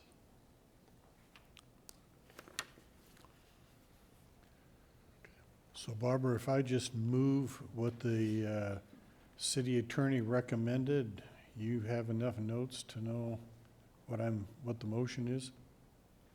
Okay, I make the motion for, this is for C, I'm sorry. This is for 9C through J, which would incorporate the Yes. contractors, Yes. right? yeah, that's what I was kind of curious about. We have a lot of items here, and it appears we're going to get presentations on a couple of them, so that's why I was not clear on what we were just going to Okay. do. Discussion, you can take them all as one action. Yes. So is there Okay. anything else then that we need to go over, or are we done with the presentations? No, that's pretty much it. Okay, so Ron, I think we are at that point. Unless you have any questions. Do you preferentially try to use all Loma Linda businesses? Yes, sir. So if I like to use we're local- contracting with outside of Loma Linda, it's because we couldn't find somebody within Loma Linda that would provide. And they have to give me a good price. So we Yeah, we require, can't gouge you. right, we require that they have to go out, get bids, but we encourage the local contractors because it's phone call away. And when something happened, it's easier to call, this contractor that can come from Loma Linda or Redlands that's come closer. It's easier. And we start to have contractors that want to move into town, and we do have one now, so it's good. It's a good thing. Once we do vote on this, I do want to go back to 9B. Which, now what? 9B. 9, Go ahead and, B as in boy, budget B. recommendations. well, do you want to just knock that out first? Yes. or there's already a motion on the floor if we want to. I'll withdraw the motion so we can follow a sequence. So really happy to see that, what I mentioned last year and then this year again regarding our landscape maintenance hit some years. So just to reiterate, this is what we have on page 3, right? It's unlikely that residences are going to increase their taxes, but we do want to see what we can do to potentially have a better solution for our landscape maintenance. I like how it's worded here, to re-imaging our greenbelt look with citizen and park committee input to include less costly maintenance design. Even if it is more costly to install, ultimately, it will cost less to maintain. Ran a few numbers. So our biggest opportunity is how much we're paying for water and electricity, which is 34.71% of our total expenditures for this line item. We have an opportunity to have some of that reduced. Last year I had mentioned that it's going to cost about $100,000 over a 10-year period, $1 million extra from our general fund. This year alone, we're looking at $120,000 that we're borrowing from our general fund. So that number of $1 million is going to be reached much faster. So what I would like to do for this one is have the Parks Committee, the Historic Committee, and the Trails Committee look at a way where, or do a study to see how we can potentially, like it says here, right, re-image the greenbelt to find better alternatives for our landscape maintenance. Okay. Let me- Good. This came up before. This item came up before. And because a couple of years ago, we have drought, and we tried to come up with the landscape with rocks and decomposed granite and plant drought-tolerant trees. But the council voted no, because they want more green and more trees and more shrubs. So I need help here. So if you get the majority to vote for it, I can do it. But, and don't forget that to remove the grass and put concrete in, there will be initial cost. So if the majority of the city council are for remove the grass and put more rocks, I can do that too. So I don't think anyone mentioned rocks and concrete. I would say, let's get some expertise. I mean, I like trees, I like grass, I don't like concrete. But I think we need to there are people that research and do this, and there's a science behind some of it. And I would feel much better about it if we look at this through the lenses of people that are competent, where I'm not, and I don't know about the rest of the council, but to just make a decision without knowing all of the implications, I'm opposed to. That's why I said if we can have the Parks Committee, the Historic Committee, and Trails Committee look at this, because like you mentioned, right, I don't think the four of us can make a decision here. But I do believe that we have a lot of qualified people between these three committees, and they can definitely provide some valuable input. We So- have this occurring with all our new development, So the request, remember the new development is already covered. So, so the request that you have is that we ask for an agenda item to be put on all three of those committees, that ask those committees to look at the possibility or alternative landscaping I ideas. can bring it back and Well, I think he wants it to go to those committees, so Yeah, that, but if I understand you, you believe there's professional competence on those committees as opposed to opinion and perspective. Because So- I'm on several committees that I'm not an expert on. Mhm. But I'm on there because I'm a city councilman, and what most of these committee members consist of is volunteers. Doesn't make them an expert. So I think we still need to have some level of expertise that would provide us some vision and guidance, because there's a lot of cities that are dealing with this. But for us to just decide among ourselves what we're going to do and what will be best, I can't support that from a, Sure, but I think you need a blueprint, right? And there's a reason that we have these committees. And that's all we're asking for, is where do we start? I don't think it takes a lot of expertise to determine, hey, this type of tree is more water efficient, more, reduces our expenditures. At least we have a starting point, and then if we need professional guidance, we can get that afterwards. So I don't know how those committees will respond, but if they do respond that they like grass and to continue doing what we're doing, will that, I mean, is that going to be the end of it? Because I think what Dr. Daly is bringing up is that ultimately, there might be some desire here on the council to do something different. And I think you're looking for a way to potentially get there, and I'm not sure that those committees will give you that, but I'm willing to put it in front of them and see what they say. Yeah, at the end of the day, it's, again, we have a problem, right? And we want to get to a solution. What's the If we problem? can- State so that we're agreeing on the problem. So we have two. First one, we're taking $120,000 out of our general fund to pay for this, which has started since last year. It's been going on for a lot longer than I that. need to look at that a lot more carefully, but I'll accept what you're Well, saying. let me rephrase that. So taking out over $100,000 started last year. To do what? We've always taken money out of the general fund, I don't remember what it was last year, to cover the deficit of the landscape maintenance district. If those numbers, are those numbers growing? Because I don't remember. Not really, because I've been do a lot of, the quickest way to reduce this is to cut employees out of it. It's, but then, or reduce the contracts for maintaining the landscape, but then it will look bad, and then, I think there's two different issues, like you're bringing up, is one is the irritation that we're paying money out of the general fund to offset the cost of this deficit, and then the second is that preference, you prefer us to be saving water and have more environmentally friendly landscape.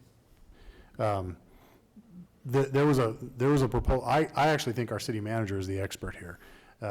He's an engineer, he builds roads and bridges, he knows about this stuff, so I take his word. He actually came to us, the city came to us with a proposal probably 3 years ago, where they wanted to replace all this out here in front with gravel and rock and cactus. And resoundingly, we said, we don't want to look like a desert city. Redlands is not going to do that, and we're not going to do that. And Redlands is, I think we're all pretty proud of our greenery and how things look. I don't know, I'm getting into my opinion, but that's kind of where I stand. I personally don't want to see any more rock and gravel. Otherwise, I would choose, I'm rehashing the argument we had 3 years ago, that we would, some of us would choose to live in the desert. So that's the challenge. I think there's two separate issues, and I know you're passionate about both of them, and I encourage, if we put those on the agenda, let's see what those committees come up with. I'm good with One that. thing I'd point out is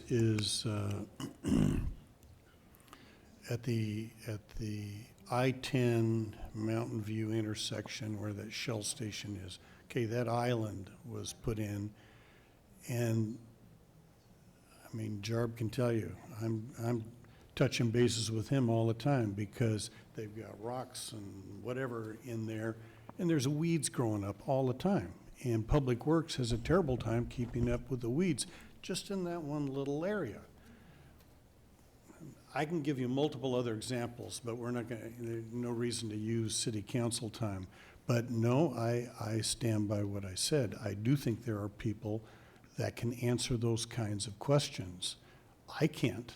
We did some re-landscaping at our house a year ago, and got some people in that, I mean, they improved the whole plan and made it much better and knew a lot about plants that I would never know. So I think that there is expertise beyond what community volunteers or city councilmen have.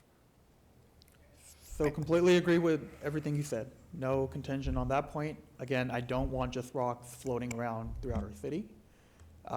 But that's not the only option we have, and if we need to get some help, I think we have venues available to us as a city to get that.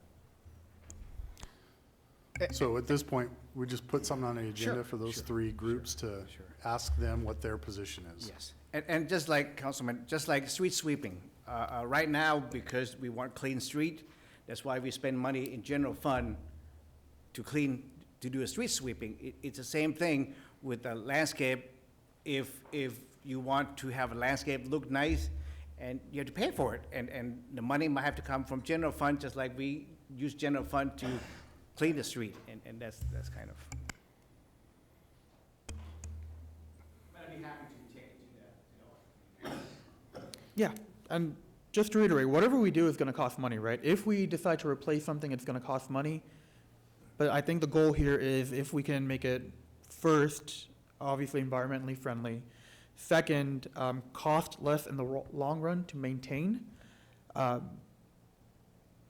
think we're killing two birds with one stone. And if we can't make it happen, we can't make it happen.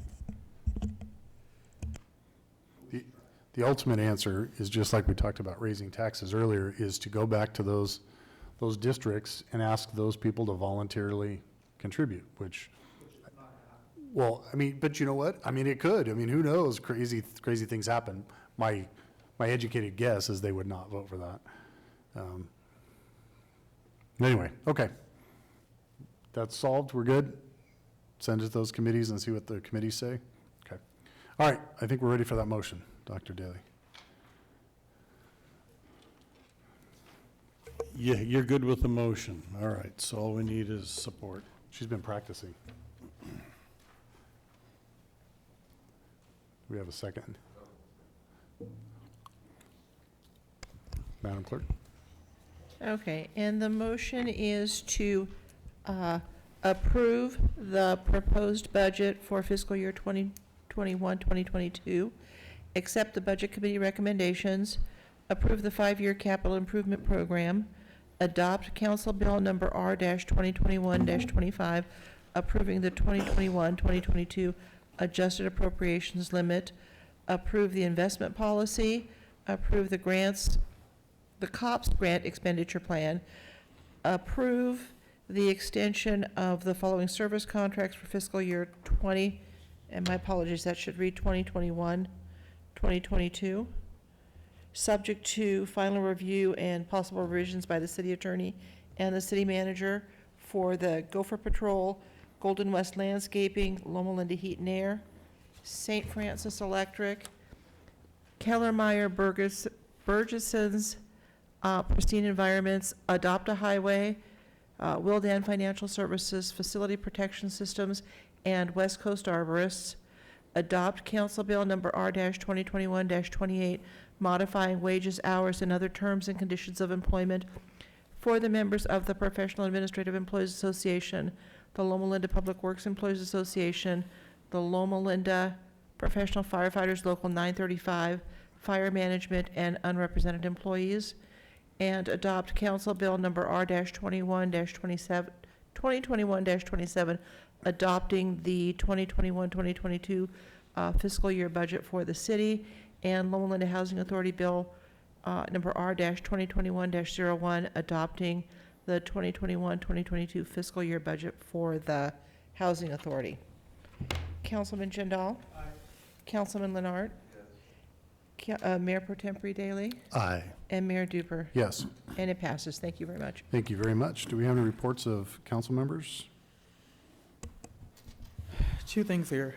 So we had a SBVMWD Advisory Commission Water Policy meeting. I think we already discussed a lot of it. 2 points in addition. So we're expected to have a 14% increase in water demand over the next 25 years.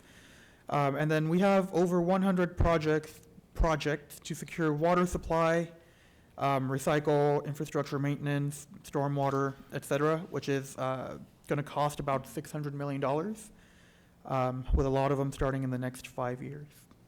So pretty cool stuff coming out of there. That's cool. Thank you. And then one other thing.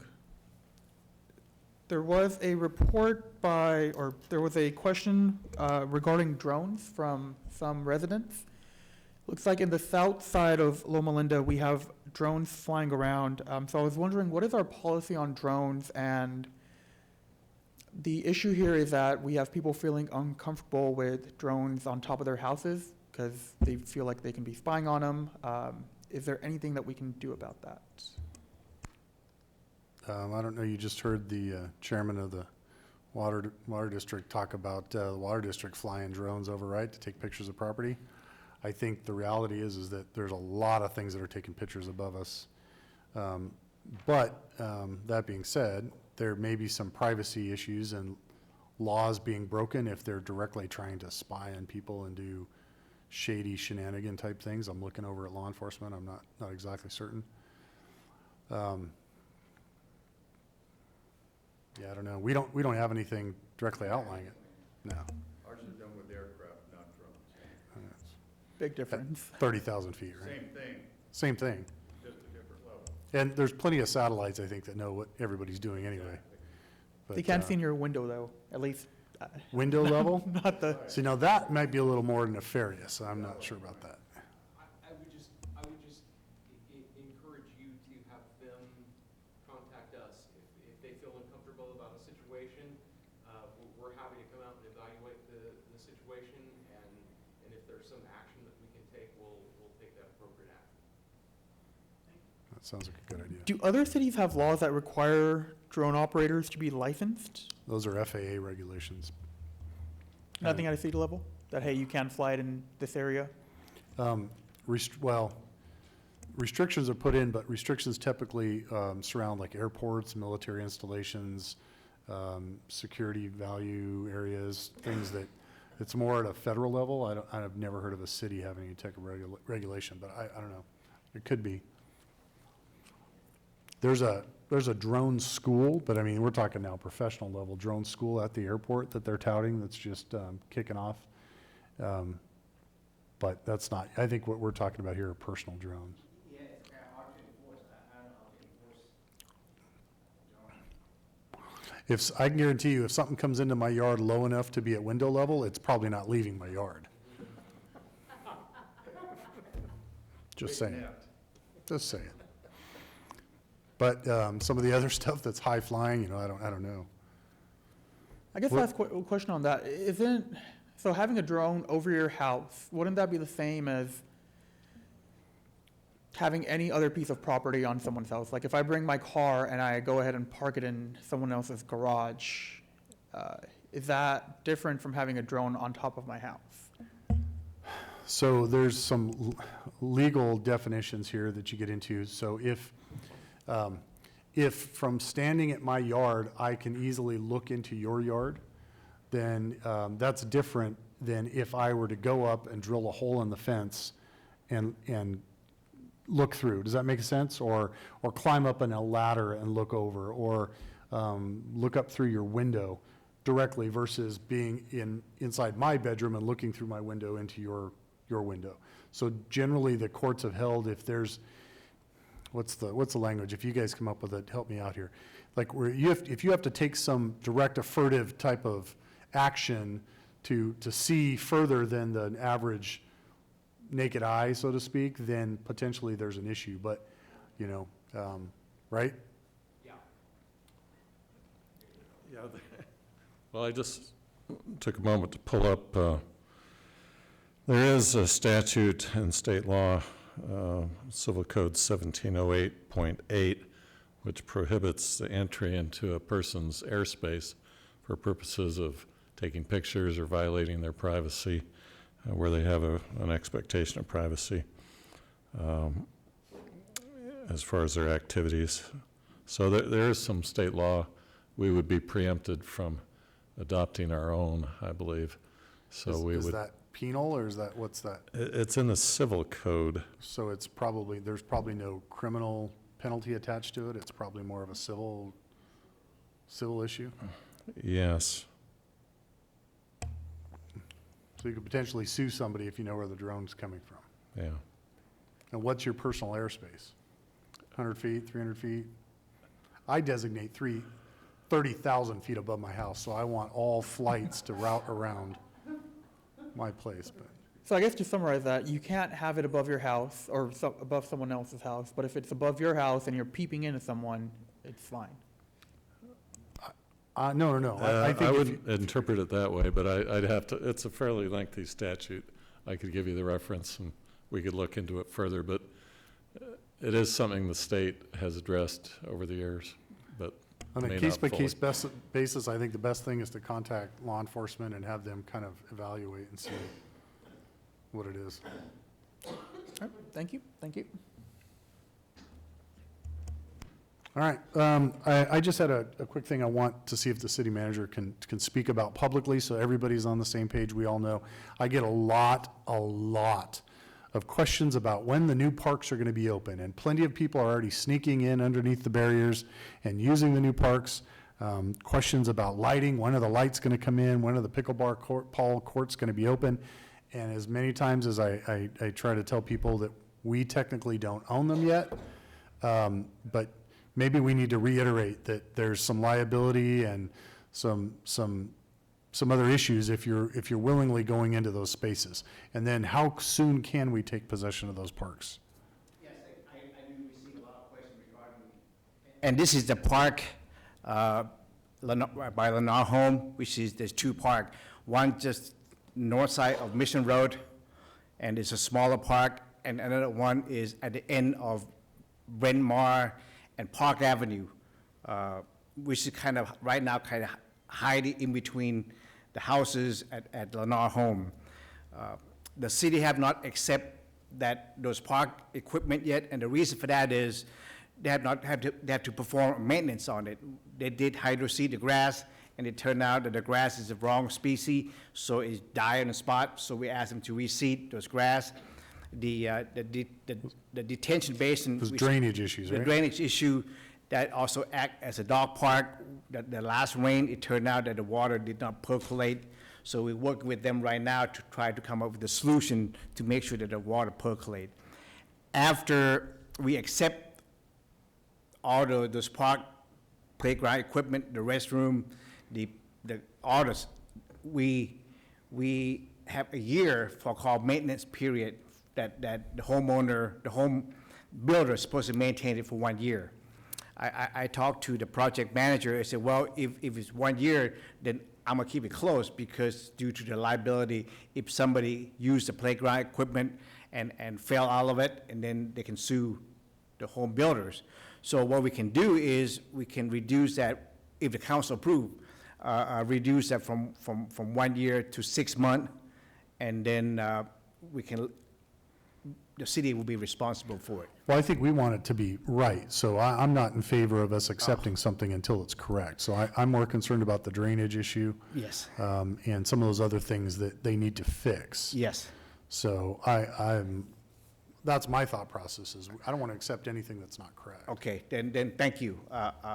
And one of the We reasons. just got to all be diligent and remind people that it's not ours, and if they're Yes. venturing in there, that's still private property. Yes, and one of the things that we planned for next fiscal year that you approved was we're gonna hire one new park maintenance worker and we're gonna buy 2 lawnmower, because those are 30 acres park. Yeah. And 30. And phase 2 will have another 30 acre park, so we have 60. And those are nice park, which mean they have nice lawn, nice shrubs, trees. I don't know how to maintain People those. want to use them. I mean, they're itching. They're beautiful parks. Yes, very nice, very nice. But somebody have to maintain them, and, yes. It's not people that even live in the area. I mean, it's people all over town have identified, and I'm not talking about outside residents, people who live here, friends of ours that live here. I mean, people have discovered those are beautiful parks and they want to use them. But I don't know if there's enough, maybe they need to be fenced off. I think it's just caution tape and traffic cones, and that's not going to keep anybody out. Can the builder put something that's a little more, I don't know. Robust, yeah. Oh, okay, to prevent people, yes, I can do that, I can ask them. Because otherwise, people are just going to start using them. And they do have security too. They do have a security on site. Do you have an anticipated timeline on when you think we're going to accept them? Let me talk to my inspector. Okay. All right. Could I just ask you also, since we're talking about parks, I think there was a few years ago, we surveyed people up at Hulda Crooks Park and discovered that the majority of people using it didn't live in the city of Loma Linda. Is that still true, or do we know? I don't know if it's still true, but there's a lot of people. It was significant. Try next week, not go up to Horton Brooks Park. Yeah. I mean, Hulda Crooks. I'll tell you this, Ron. There are people that shop at our Stater Brothers that live in San Bernardino because it's safer to come here and shop at our Stater Brothers than it is to go to a shopping center. I don't know if they go that far, but, you know, there isn't, and you can't blame people that want to go to places that are nicer than what they have. They wish they lived in Loma Linda. Okay, any reports of officers? yes, we have one, yes. Back in 2009, before a lot of you, the city council really asked me to look into have Army Amtrak stop here in town. I know where that came from. Okay, well, recently, the Riverside County Transportation Commission, which is RCTC, is exploring the idea of have passenger rail that will be operate from Los Angeles Union Station, which is right here, through Coachella. And then it will be operated by Amtrak, and they will have twice a day traffic stop, okay? Twice a day, Amtrak. Right now, currently they have Amtrak stopping at Palm Spring, I think Pomona, next one, and then LA. But what RCTC proposed is they will use part of the Union Pacific Railroad and another track that come down here, have a stop at Riverside, at Fullerton, and go to LA Union Station. So, more likely they will have one more station between Riverside and Palm Springs. I can ask, do you still want to have a station in Loma Linda, which is about right here, which might be a little too close to Riverside? Because if you don't do anything, they might end up putting the station by Loma and Bandon. So, the reason I bring this up is because Councilman Bixby is on SBCTA, and SBCTA is working with RCTC. So they asked for any comment from the city. This is due in 2 weeks, so I'm bringing it to council.